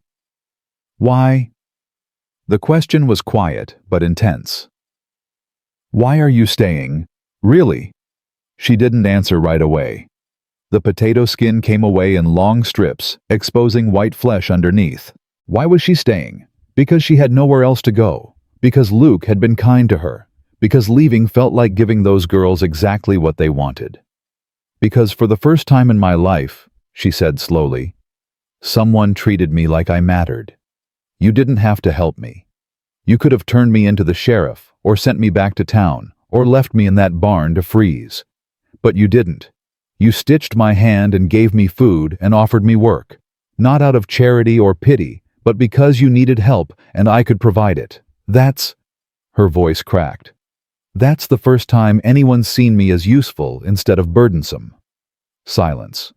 When she glanced over, Luke was staring at his hands, his jaw tight. I know what that feels like, he said finally. Being a burden. Being the one people cross the street to avoid. It's why I moved out here, easier to be alone than to see that look in people's eyes every day. What look? Fear, disgust, judgment. He met her gaze. The look that says they've already decided who you are, and nothing you do will change their minds. Is that why you read Shakespeare? The question came out before she could stop it. Sorry, I saw the book on your shelf. I shouldn't have... It's fine. He almost smiled. My mother used to read to me when I was young, before she died. Shakespeare was her favorite. Said the sonnets reminded her that beautiful things could exist even in ugly times. Your mother sounds wise. She was. His expression closed off. Until my father beat that wisdom out of her. Literally. Abigail's hands stilled on the potato. Is he the reason you left? He's the reason I'm afraid of becoming him. Luke's voice was rough. Every time I lose my temper, every time I feel that rage building, I see him, hear him. He used to say he couldn't help it, that something just came over him. And I swore I'd never be like that, never hurt someone weaker, never become the thing I hated most. He looked at her directly. That's why I need you to understand, if I ever make you feel unsafe, you leave. You take the horse and you go. I don't care about propriety or reputation or what the town thinks. Your safety matters more. You won't hurt me, Abigail said with certainty she didn't know she possessed. I don't know how I know that, but I do. You can't know that. I barely know it myself. Then I'll trust what I've seen. She went back to peeling potatoes. You had every reason to be angry when you found me in your barn. A stranger trespassing, bleeding on your property. But you weren't angry. You were careful, gentle. You stitched my hand like it mattered. It did matter. Why? She turned the question back on him. Why did I matter? You didn't know me. I was just some girl locked in your barn. He was quiet for a long moment. Because I know what it's like to be thrown away, to be used for someone else's entertainment, to be hurt just because someone could.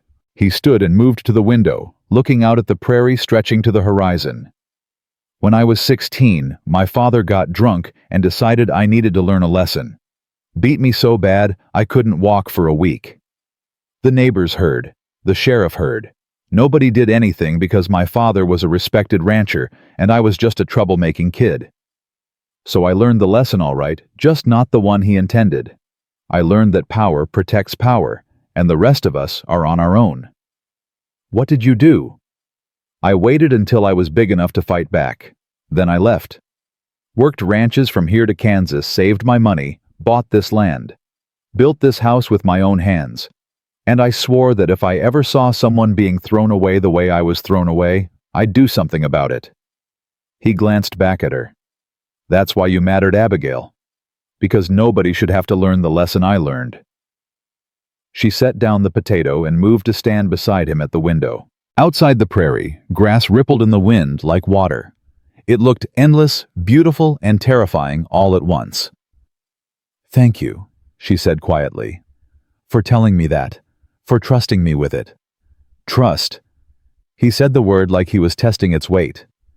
Haven't had much use for that lately. Neither have I. They stood there for a moment, two broken people looking out at the wilderness, both of them trying to figure out how to build something solid from the wreckage of their pasts. I should finish dinner, Abigail said eventually. I should wash up properly. I'm filthy. But neither of them moved. The moment felt fragile important, like something was shifting between them that couldn't be undone once it was set in motion. Finally, Luke stepped back. Thank you for standing up to them today, to the Reverend and Mrs. Hutchins. I know that wasn't easy. It was easier than going back. She returned to the stove and the waiting potatoes. Besides, I think I'm done letting other people decide my worth. Good. He headed toward the door to wash outside. Because you're worth a hell of a lot more than they give you credit for. The words stayed with her as she finished preparing dinner, as she set the table and ladled stew into bowls, as she and Luke ate together in comfortable silence. Worth, value, mattering. Such simple concepts, but she'd gone her whole life without experiencing them. After dinner, Luke taught her to shoot again. This time she hit the fence post 3 times out of 10, and once she came close to hitting its center. Luke nodded with satisfaction. You're learning fast, he said. Another week, and you'll be ready to hunt. Hunt? The idea seemed absurd. Rabbits mostly. Maybe turkey if we're lucky. Can't rely on the mercantile forever, and fresh meat is better anyway. He reloaded the pistol with easy practice. Besides, knowing how to feed yourself means you're never completely dependent on anyone, including me. You're teaching me to leave you. I'm teaching you to survive. He handed her the pistol. 5 more shots. Make them count. She did. 3 hits, 2 misses. Better than she'd ever thought possible. That night, after Luke had settled into his chair by the stove and Abigail had gone upstairs to her room, she lay in bed and thought about survival, about Luke teaching her to shoot, to cook with what was available, to stand up for herself when people tried to take her choices away. He wasn't just giving her shelter, he was giving her tools, skills, the means to build her own life, whatever that ended up looking like. Nobody had ever done that for her before. She touched the healing cut on her palm through the bandage. Soon the stitches would come out. Soon the wound would be just a scar, a thin white line that would fade over time but never completely disappear. Evidence that something terrible had happened, yes, but also evidence that she'd survived it. Outside her window, the prairie stretched dark and vast under a ceiling of stars. Somewhere out there, 5 girls were sleeping in their comfortable beds, probably laughing about their prank, probably not thinking about Abigail at all. And here she was alive, safe, learning to shoot a pistol and stand up to church matrons, and believe that maybe, just maybe, she deserved more than scraps and mockery. She didn't know what would happen tomorrow. Didn't know if more people would come to judge her, if the town would turn against her completely, if Luke would wake up one day and decide she wasn't worth the trouble. But tonight, she was safe. Tonight she had a locked door and a warm bed and a man downstairs who'd taught her that surviving wasn't the same as living, but it was still something. It was still worth fighting for. She fell asleep with that thought cradled close. A small flame of hope that she was afraid to examine too closely, but couldn't quite extinguish. 2 weeks passed before the town came for her again. Abigail had fallen into a rhythm with Luke. Breakfast before dawn, him riding out to work the ranch while she managed the house dinner together in the evening, followed by shooting practice or lessons in reading the weather or identifying which plants were safe to eat. The stitches had come out of her hand, leaving behind exactly the scar she'd predicted thin white permanent. She'd stopped thinking about the boarding house, stopped wondering if Sarah or Catherine or Margaret ever felt guilty, stopped waiting for an apology that would never come. But the town hadn't stopped thinking about her. She was hanging laundry on the line behind the house when she heard the wagons. 3 of them this time rolling up the dirt road in a cloud of dust. Her hands stilled on the wet sheet water dripping onto her boots. Luke was in the south pasture too far to hear. The pistol was inside the house 20 yards away. She calculated distances, options, escape routes, then forced herself to stop. She wasn't running anymore. The wagons stopped at the house. Mrs. Fairchild climbed down from the first one, her face set in hard lines. Sheriff Brennan from the second, looking uncomfortable. And from the third wagon, Abigail's stomach dropped, a thin man in a dark suit carrying a leather satchel. A lawyer. She walked toward them slowly, wiping her wet hands on her apron. Mrs. Fairchild. Sheriff. Gentlemen. Miss Miller. Mrs. Fairchild's voice was clipped. We need to speak with you and Mr. Grayson immediately. He's working. What's this about? It's about your illegal residence on this property. The lawyer stepped forward, adjusting his spectacles. I'm Harold Pemberton, attorney for Mrs. Fairchild and the concerned citizens of our community. We've filed a formal complaint with the territorial court regarding your arrangement with Mr. Grayson. Abigail's heart hammered, but she kept her voice steady. What kind of complaint? Cohabitation outside of marriage, Pemberton said. Moral turpitude. Corruption of public decency. Mr. Grayson is harboring you in violation of territorial law, and we have grounds to remove you from this property and place you under proper supervision. Proper supervision, Abigail repeated the words flatly. You mean, send me back to the boarding house where 5 girls locked me in a barn? That incident was investigated, Sheriff Brennan said quietly. The young women claimed it was a misunderstanding. Without additional evidence, you did nothing. Abigail cut him off. So now you're here to punish me instead, to remove me from a place where I'm safe and working honestly because it makes people uncomfortable. You're not married, Mrs. Fairchild said sharply. You're living with a man in sin. That makes decent people more than uncomfortable. It sets a dangerous example. Then maybe I should get married. The words came out before Abigail could stop them. Would that satisfy your complaint, Mr. Pemberton, if Mr. Grayson and I were legally wed? Silence. Mrs. Fairchild's face went red. The lawyer glanced at the sheriff, clearly thrown.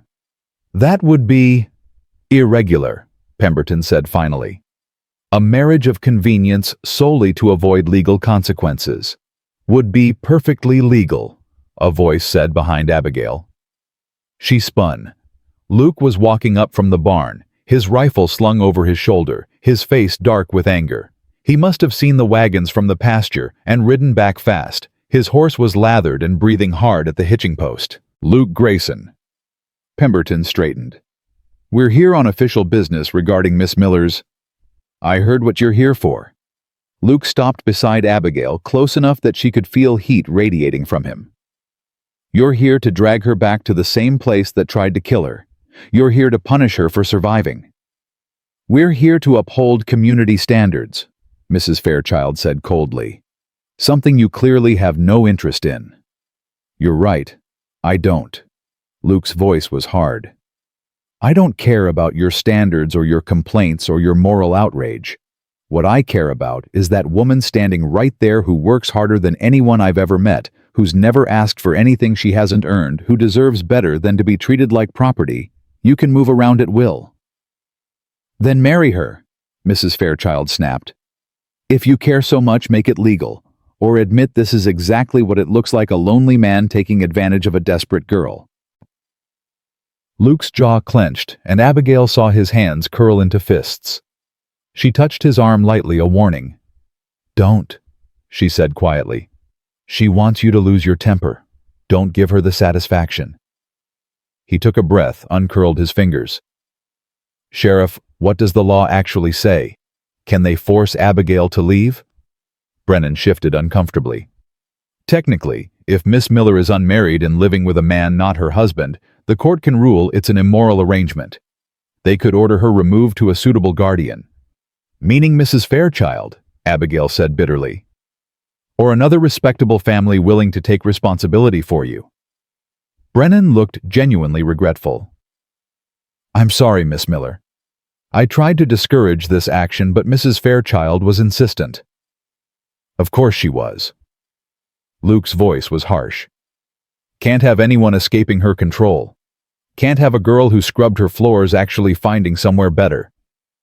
This isn't about control, Mrs. Fairchild said. This is about protecting a young woman from making a terrible mistake. No. Abigail stepped forward, her fear crystallizing into anger.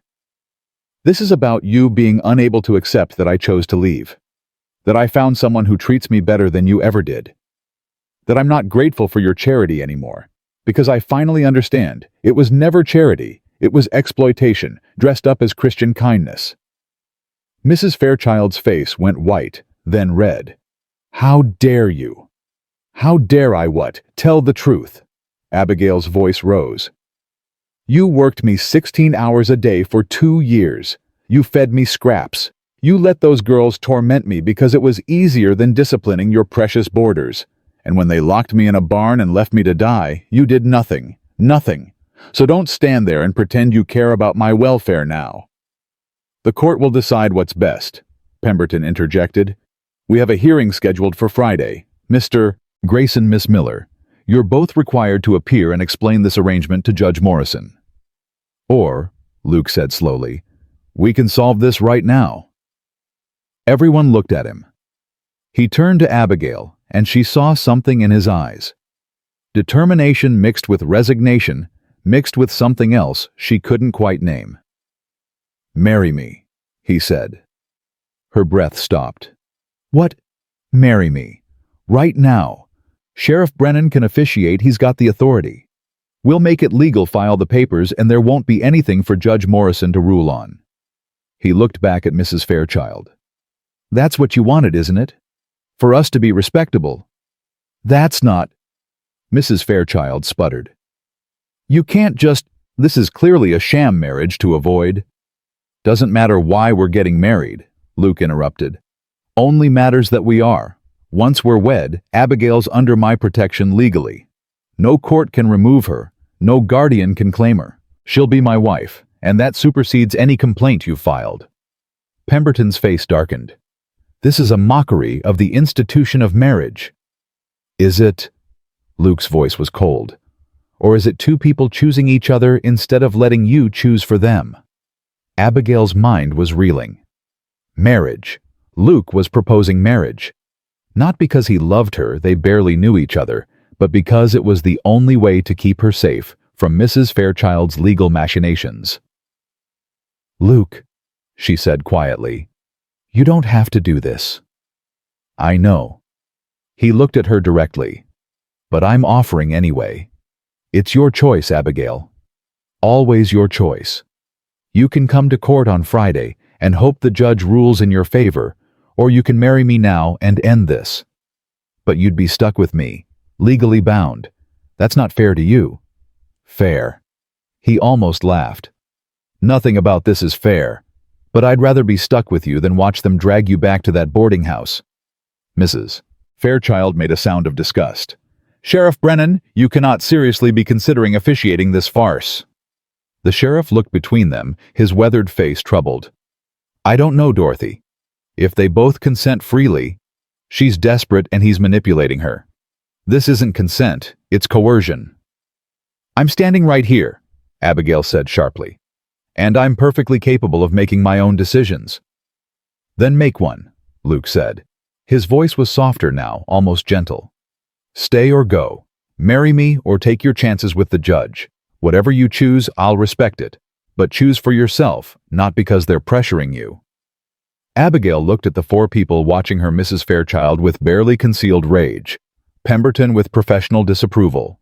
Sheriff Brennan with reluctant sympathy, and Luke with something that looked almost like hope, buried under layers of resignation. What did she want? Really want, if all the shoulds and ought-tos and proper behaviors were stripped away? She wanted to stay. Wanted to wake up in this house and cook breakfast and practice shooting, and learn about the world from a man who'd survived his own darkness and was trying to help her survive hers. She wanted to matter to someone, and Luke made her feel like she mattered. But marriage. That was permanent. Final. And marriages couldn't be built on convenience and desperation, could they? Then again, she'd seen plenty of marriages built on less. On business arrangements, on family pressure. On nothing but proximity and social expectation.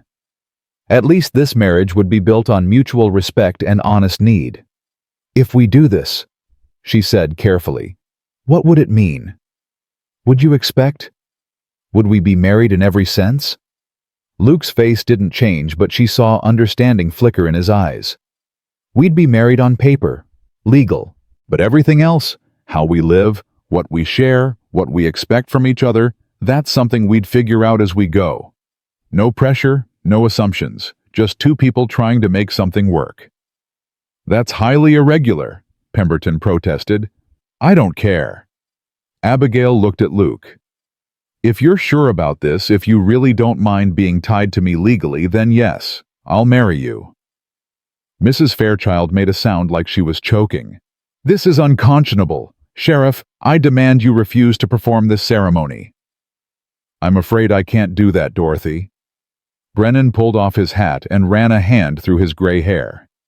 If two adults of sound mind want to marry, and I'm authorized to officiate, then I have to honor that request. It might not be romantic, but it's legal. Then I'll contest it in court. I'll prove it's a sham marriage. Go ahead, Luke said flatly. You'll lose. Marriage is marriage, regardless of motivation. Once we're wed, there's no legal basis for your complaint. Pemberton leaned close to Mrs. Fairchild and whispered something urgent.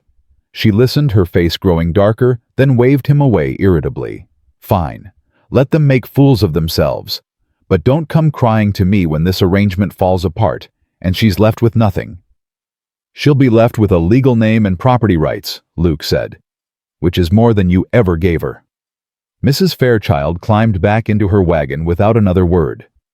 Pemberton followed, shaking his head. They drove away in a cloud of dust and outrage. Sheriff Brennan stood there looking awkward, hat in his hands. Well, I suppose we should make this official then. You both understand what you're agreeing to. This isn't something you can undo easily.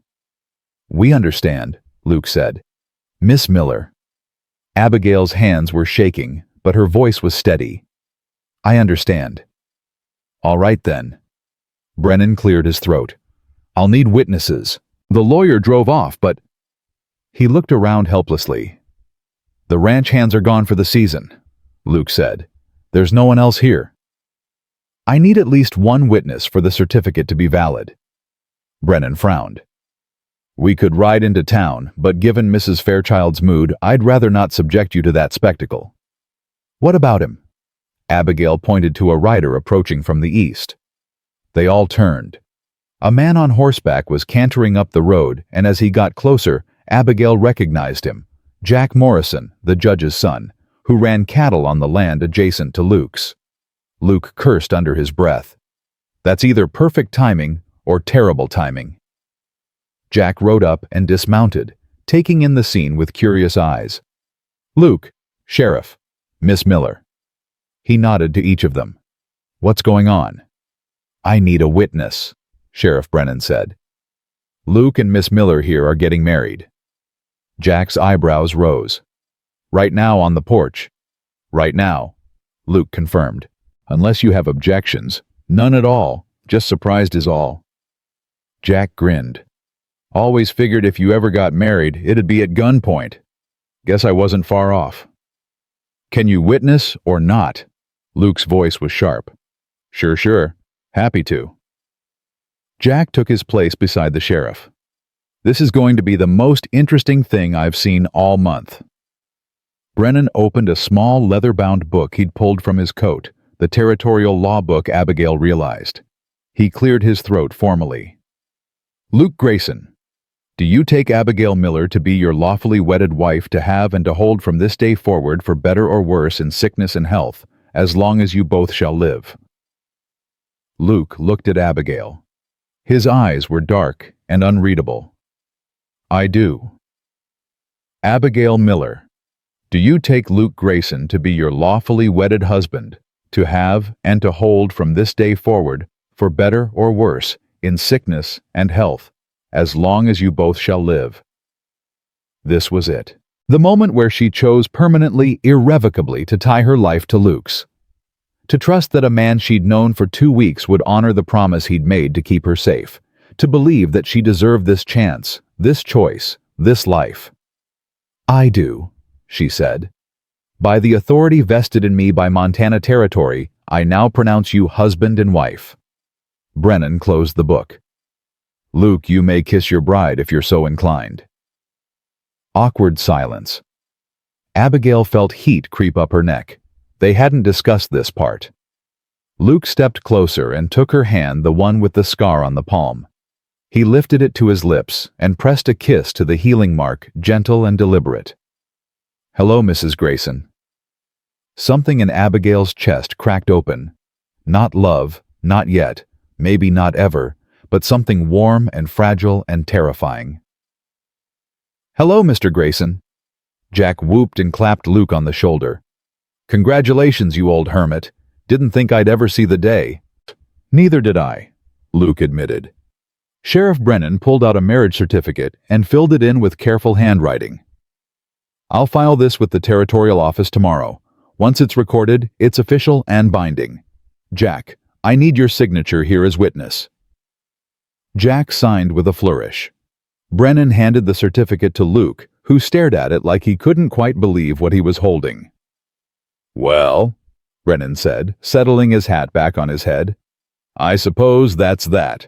Mrs. Grayson, you're legally under your husband's protection now. No court can remove you, no guardian can claim you. You're free of Mrs. Fairchild's authority. Free. The word echoed in Abigail's head. She was free. Legally, officially, permanently free. Thank you, Sheriff, she managed. Don't thank me, this was your choice. He mounted his horse. Good luck to both of you, you're going to need it. He rode away toward town. Jack lingered, clearly curious but too polite to ask the questions written on his face. I should let you two talk, he said finally. But Luke, if you need anything, neighbor to neighbor, you let me know. Appreciate it, Luke said. Jack tipped his hat to Abigail. Welcome to the territory, Mrs. Grayson. You picked a hard man to live with, but he's a good one, even if he doesn't let many people see it. Then he was gone too, cantering back toward his own property. Luke and Abigail stood alone on the porch in the afternoon sun, married, staring at each other like strangers who'd just made an insane decision. Well, Luke said finally. That happened. That happened, Abigail echoed. Then, inexplicably, she started laughing. Not happy laughter, slightly hysterical laughter, the kind that bubbled up when your whole life changed in 15 minutes, and you didn't know whether to cry or scream. Luke watched her with concern. Are you all right? I don't know. She pressed her hands to her face, trying to stop laughing. I honestly don't know. I just got married on a porch to a man I met 2 weeks ago because it was the only way to avoid being dragged back to a boarding house by a woman who hates me. Nothing about this is all right. Do you regret it? His voice was quiet, careful. She lowered her hands and looked at him. Really looked at him, this hard-scarred, lonely man who'd stitched her hand and taught her to shoot, and just tied himself to her legally because it was the right thing to do. "No," she said honestly. "I don't regret it, but I am terrified." "That makes two of us." He sat down on the porch steps, suddenly looking exhausted. "I never thought I'd get married. Didn't think I deserved it, honestly. Figured I'd live out here alone until I died, and that would be enough." "What changed?" Abigail sat beside him, careful to leave space between them. "You did." He stared out at the prairie. "You survived something that should have broken you, and then you stood up to everyone who tried to break you again. You worked hard without being asked. You learned to shoot, even though your hands were shaking. You told Mrs. Fairchild to go to hell with your head held high." He glanced at her. "That changed something in me. Made me remember that not everyone is weak or cruel. That some people are worth fighting for." "I'm not worth all this," Abigail whispered. "Don't say that." His voice was sharp. "Don't you ever say that. You're worth this and more. You're worth everything those people tried to take from you: dignity, safety, choice. And now you have it. You have a legal name, property rights, protection under the law. No one can touch you without going through me. And what do you get out of this?" He was quiet for a long moment. "I get someone who sees me as more than the violent man everyone fears. I get someone who looks at my scars and doesn't flinch. I get someone who makes this house feel less empty." He stood abruptly. "But if that's not enough, if you need more than I can give, we'll figure it out. We'll make this work however it needs to work." Abigail stood too. "What if I want it to be a real marriage someday?" The question hung between them, dangerous and vulnerable. "Then we'll cross that bridge when we come to it," Luke said carefully. "Right now, I'm just trying to get through today without messing everything up." "You haven't messed anything up. Yet." He managed a half smile. "Give me time." She smiled back, shaky but genuine. "We have plenty of that now, don't we? All the time in the world?" "Until death do us part, apparently." He looked down at the marriage certificate still in his hand. "Mrs. Abigail Grayson. Has a strange ring to it. Better than Miss Abigail Miller, orphan and boarding house drudge. Much better." He folded the certificate carefully and tucked it into his pocket. "I should probably move my things to the barn permanently. Give you the house." "Don't be ridiculous. This is your house." "It's our house now. Legally." He rubbed the back of his neck. "God, I don't know how to do this. How to be married. I barely know how to be human most days." "Then we'll figure it out together." Abigail surprised herself with the confidence in her voice. "We'll make up our own rules. We'll decide what our marriage looks like without anyone else telling us how it should be." "You really believe that's possible?" "I have to believe it's possible. Otherwise, what's the point?" She touched his arm lightly. "Luke, I know this isn't what either of us planned. But maybe that's okay. Maybe the unplanned things turn out better than the things we try to control." He covered her hand with his rough calluses against her softer skin, his scar tissue pressed against hers. "I'll try not to disappoint you." "Same." She pulled her hand back, suddenly aware of the intimacy of the gesture. "I should finish the laundry. It's been sitting wet for an hour. And I should check on the cattle in the south pasture. Make sure they didn't break through that fence again." They were both making excuses to escape to process what had just happened without the pressure of the other person watching. But that was okay. They had time. All the time in the world, like she'd said. Abigail went back to the laundry line, her hands moving automatically through the familiar task, while her mind spun. Married. She was married. At 22 years old, after a lifetime of believing no one would ever want her, she was somebody's wife. Even if it was a marriage of convenience. Even if it was just a legal arrangement to protect her from Mrs. Fairchild's machinations. Even if Luke slept in the barn, and they barely touched except by accident. She was married. She had a name that wasn't associated with orphanages or charity or pity. She had rights, protection, a place that was legally hers. The sheet she was hanging blurred as tears filled her eyes. She blinked them back furiously. She wasn't going to cry. Crying was for people who had lost something, and she hadn't lost anything. She'd gained everything. But the tears came anyway. Tears of relief, exhaustion, disbelief, and something that might have been hope. She hung the last sheet and stood there with her wet hands pressed to her face, letting herself cry for the first time since that night in the barn. When she finally stopped empty and wrung out, she wiped her eyes and went back inside. The house looked the same kitchen, same table, same chair by the stove, but everything had shifted somehow. This wasn't just Luke's house anymore, it was hers too. Their house, their kitchen, their life. She set about making dinner with renewed purpose, chopping vegetables with precise, angry strokes. Mrs. Fairchild had tried to take this from her, had tried to drag her back into servitude, into a life of scraps and mockery and locked attics. But Luke had stopped her, had married her to protect her, had given her the one thing Mrs. Fairchild couldn't touch or take away: legitimacy. When Luke came back at dusk, he found the table set and dinner ready. He washed up in silence, then sat down across from her. "Thank you for making dinner," he said formally. "Thank you for marrying me," she replied, just as formal. They both cracked smiles at the same time. "This is strange," Luke admitted. "Very strange. We'll get used to it." "Will we?" "We'd better. It's permanent now." He served himself stew, then paused. "Abigail, I need you to know something. I didn't marry you because I felt obligated or because I pitied you. I married you because it was the only way to keep them from taking you back, and that mattered to me. Your safety mattered. Your choice mattered. Understand?" She nodded, her throat tight. "I understand."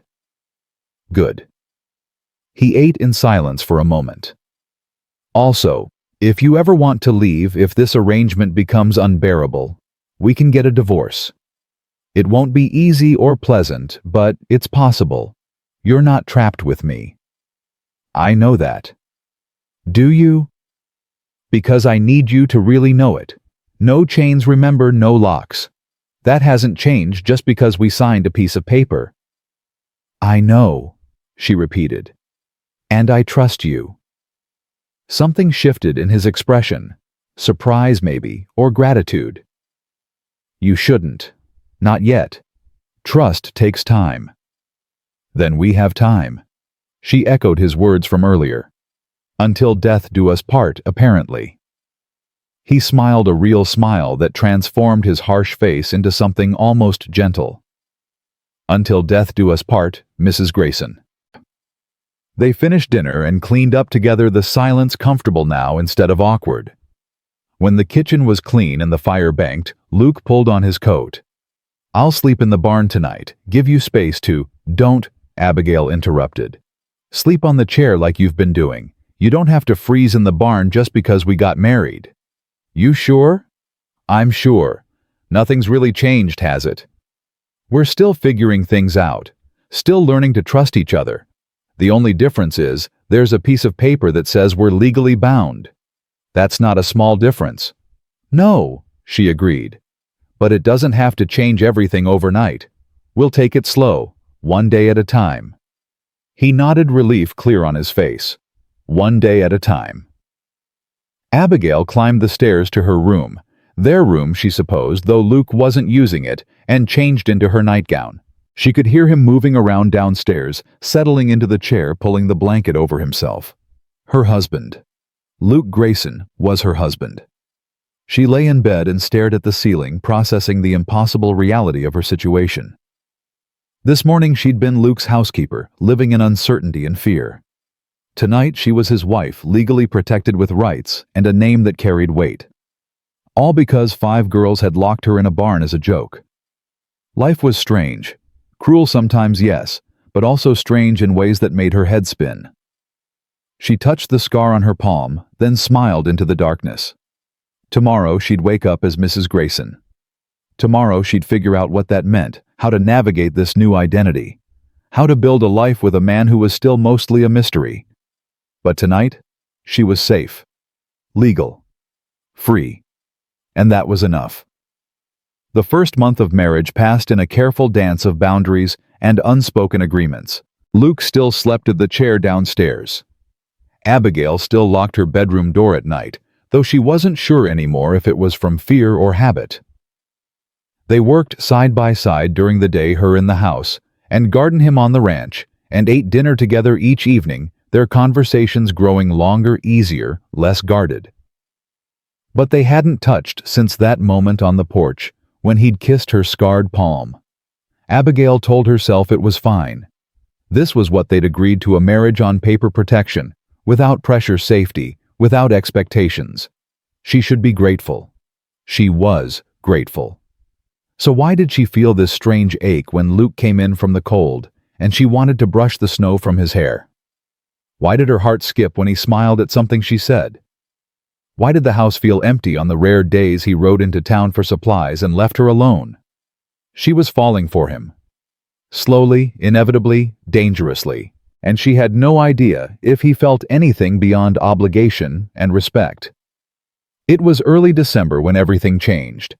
Abigail was in the kitchen kneading bread when she heard voices outside. Not Luke's voice he'd left at dawn to help Jack Morrison repair a shared fence line. These voices were higher, younger, feminine. Her hands stilled in the dough. Through the window she saw them. Sarah Pritchard, Catherine Webb, and Margaret Foster walking up to the house like they had every right to be there. Fear spiked through her, sharp and cold. Then anger, hotter than the fear. She wiped her hands on her apron and grabbed the pistol from the shelf, checking the cylinder with practiced ease. Loaded. Safety off. She tucked it into her apron pocket and opened the door before they could knock. "Mrs. Grayson?" Sarah's voice was sickly sweet. "May we come in?" "No." Abigail blocked the doorway. "State your business and leave." The three girls exchanged glances. They looked different than she remembered, smaller somehow, less intimidating. Or maybe she was the one who'd changed. "We came to apologize," Catherine said quietly. She couldn't meet Abigail's eyes. "For what we did.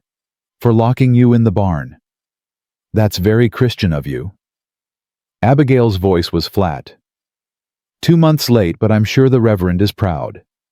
"We were wrong," Margaret added. Her face was pale. "We were cruel and stupid, and we're sorry." "Are you?" It wasn't a question. "Are you sorry you did it, or are you sorry you got caught? Sorry I survived. Sorry I married Luke Grayson, and now you can't touch me."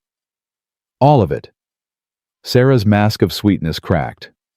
"We're sorry for all of it, all right. We came here to make amends." "Why now?" Abigail crossed her arms. "Why wait 2 months?" "Because Mrs. Fairchild told us we had to," Catherine admitted. "She said if we didn't apologize, our families would be shunned by the church. She said you married Mr. Grayson to spite us, and now we have to fix it." "Fix it?" Abigail laughed bitterly. "You think an apology fixes locking someone in a barn, fixes leaving them to die in the cold?" "We didn't think you'd die," Margaret protested. "It was just supposed to scare you." "Well, congratulations. I was terrified. I cut my hand open trying to escape. I spent hours thinking I was going to freeze to death, or that Luke Grayson was going to kill me when he found me.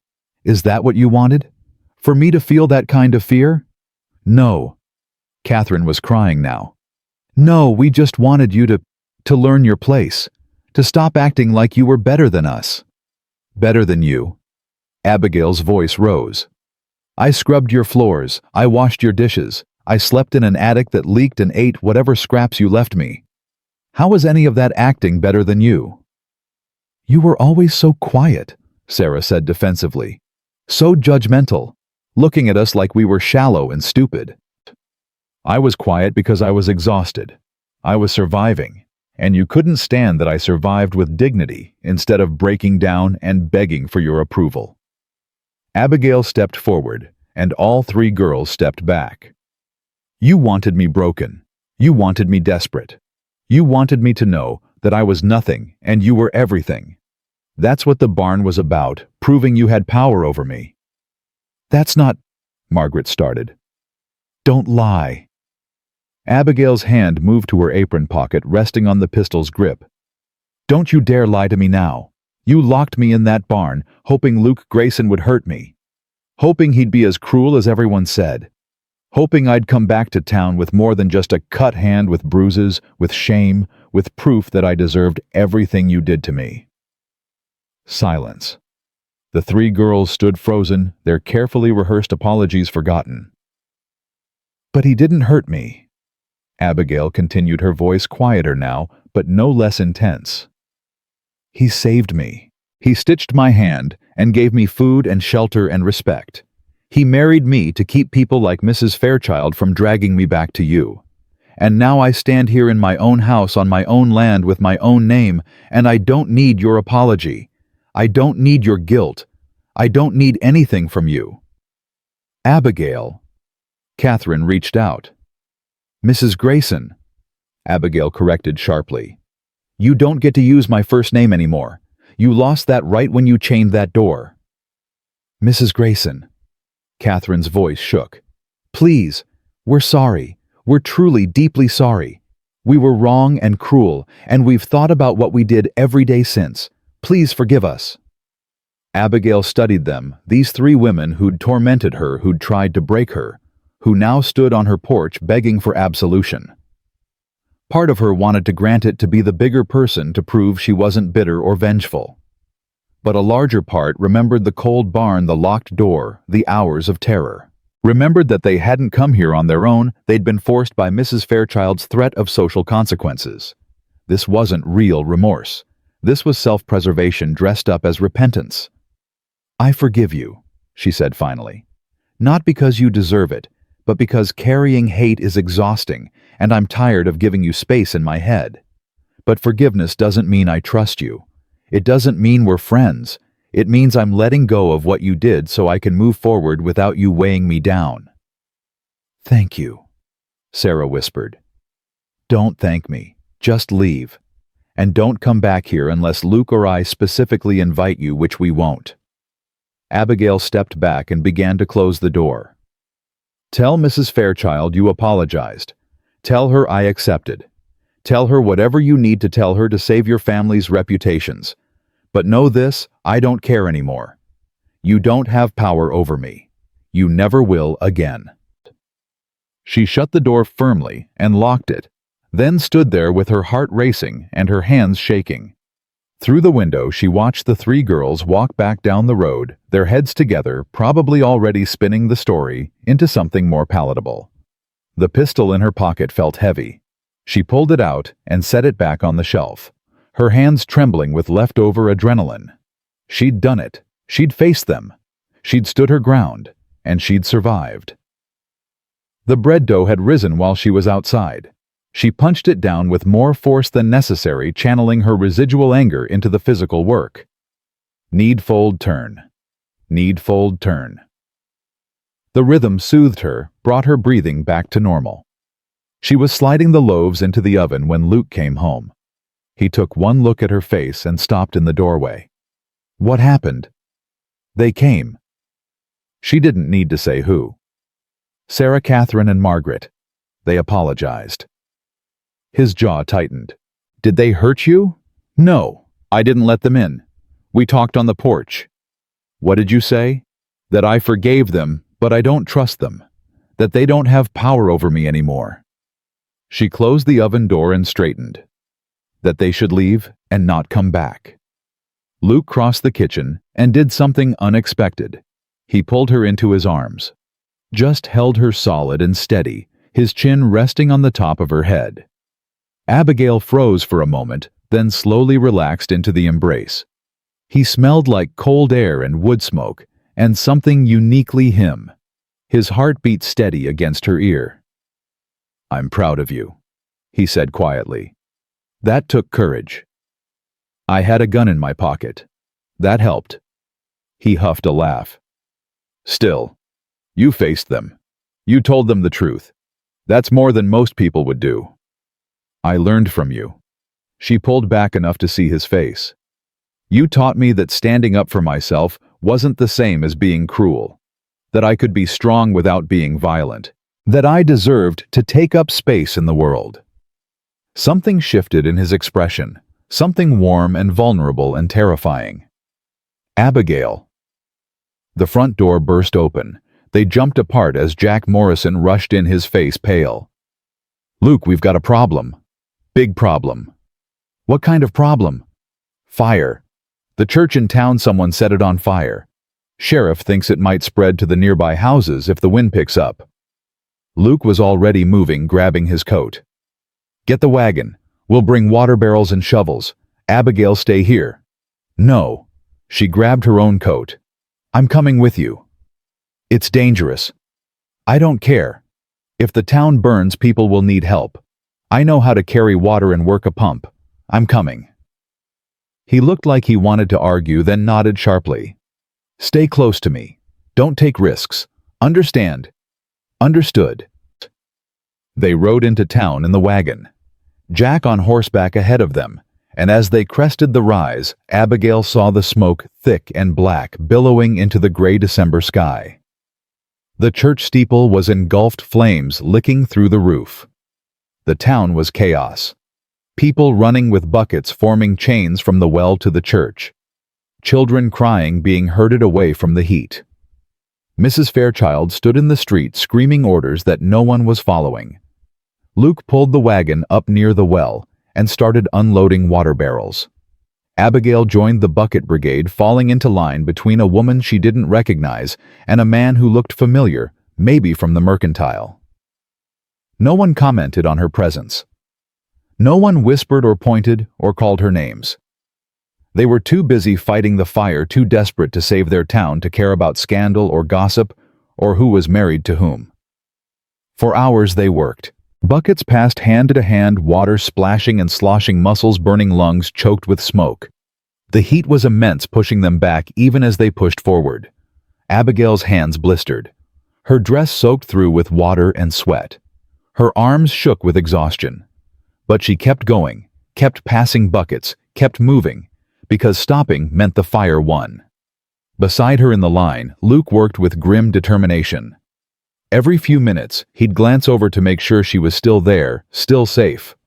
Once when the flames surged and everyone fell back, he pulled her behind him, shielding her with his body until the danger passed. I'm all right, she told him. I know. I'm making sure you stay that way.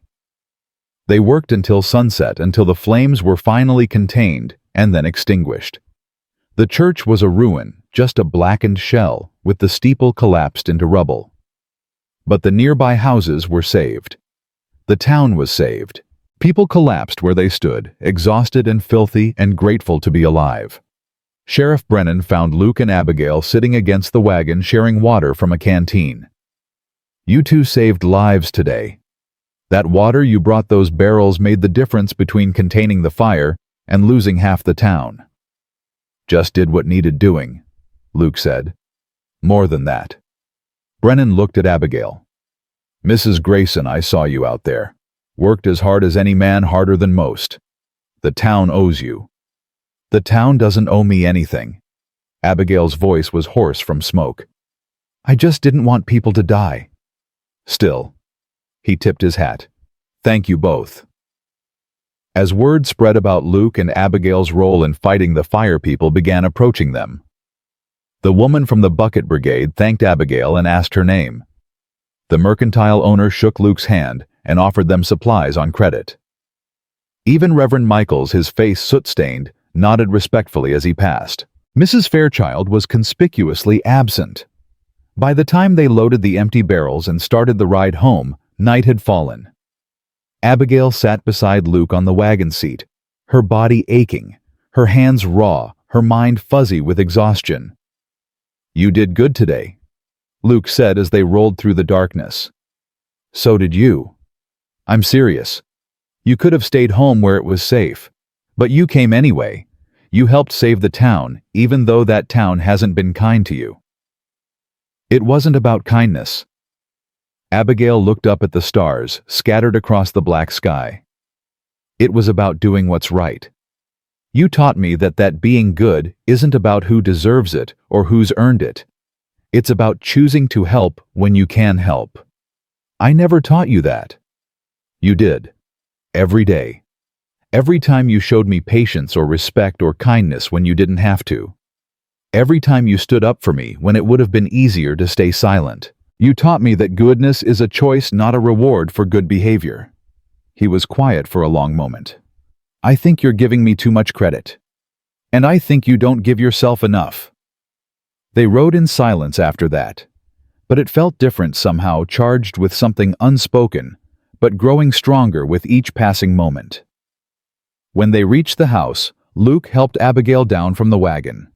His hands lingered on her waist, and when she looked up at him, she saw that vulnerable expression again, the one that made her heart race and her breath catch. "Abigail," he said quietly, "I need to tell you something." "All right." "I know we agreed this marriage was just on paper, just for protection. But somewhere along the way," he stopped struggling with the words, "you became more than that to me, more than a legal arrangement. You became someone I look forward to seeing every morning, someone whose laughter makes this house feel like a home, someone I—" He took a breath. "Someone I'm falling in love with." The words hung in the cold night air, impossible and perfect and terrifying. "You don't have to say anything," he continued quickly. "I don't expect you to feel the same way. I just needed you to know, needed to be honest about where I stand." Abigail's hands were shaking, and not from the cold. "Luke, if it makes you uncomfortable, I understand. We can go back to the way things were. I'll keep sleeping downstairs. We'll keep our distance. Nothing has to change." "I love you too," she interrupted. He went very still. "What?" "I love you too." The words came easier the second time. "I think I started falling the night you stitched my hand. When you were so careful, so gentle when everyone said you were dangerous, but all I saw was kindness.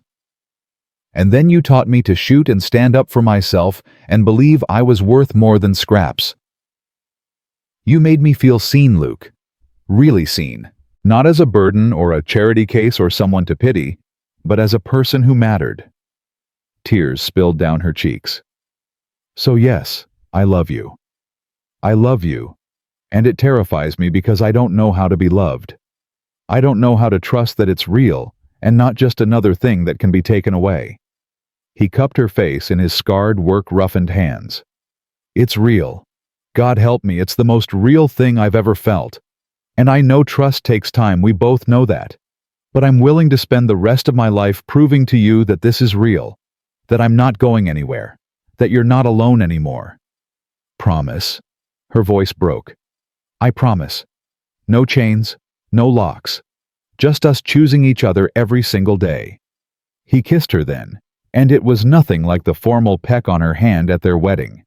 This was real and raw and full of all the fear and hope and desperate love they'd been holding back for months. She kissed him back with everything she had, tasting smoke and salt and the promise of something better.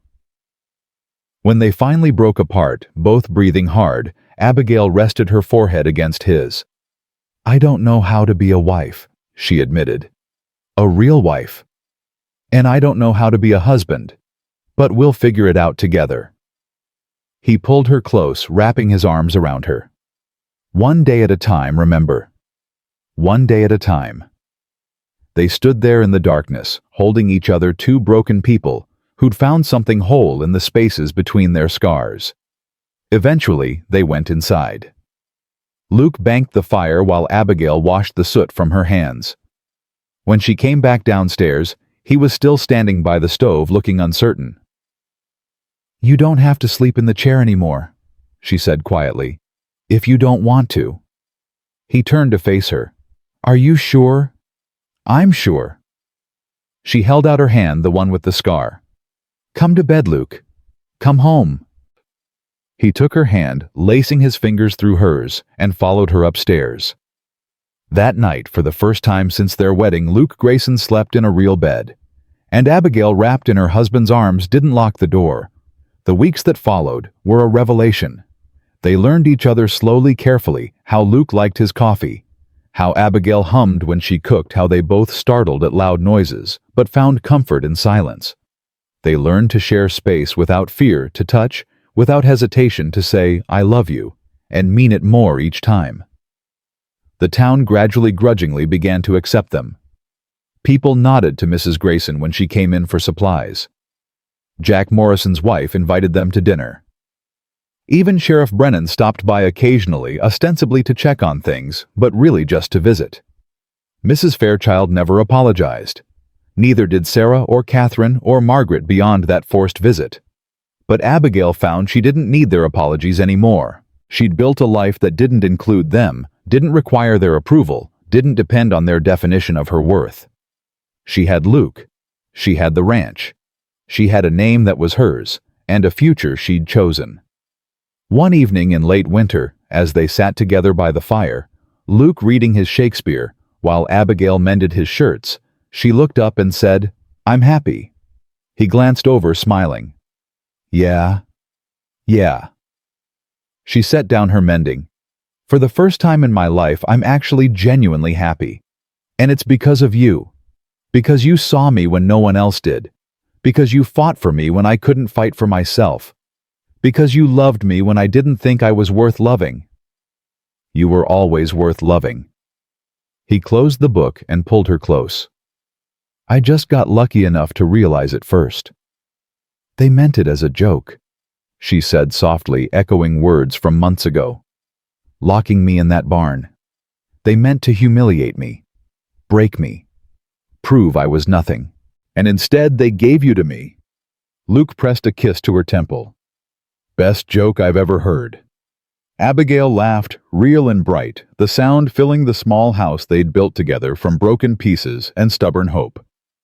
"The best joke," she agreed.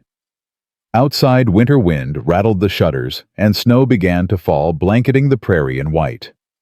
But inside, Luke and Abigail, Grayson sat warm and safe, holding each other close, proof that sometimes the cruelest beginnings could lead to the most beautiful endings. They'd both survived things that should have destroyed them. They'd both been thrown away by people who should have protected them. They'd both learned that worth wasn't something given by others, it was something claimed, fought for, defended with scarred hands and stubborn hearts. And they'd found each other in the wreckage, two survivors who refused to stay broken, who chose love over bitterness and hope over despair. The barn, where it all started, still stood on the edge of their property, its doors always open now, sunlight streaming through. Abigail sometimes walked past it and remembered that terrible night, the cold, the fear, the certain knowledge that she was going to die alone. But she hadn't died. She'd lived. She'd fought. She'd survived. And more than that, she'd found home in the last place she ever expected to find it, with a man everyone feared and no one understood, in a house built on respect and trust, and the slow, steady growth of real love. That was the true miracle, she thought. Not that she'd survived the barn, but that she'd found the courage to walk out of it and into a life worth living. Not that Luke had saved her, but that they'd saved each other.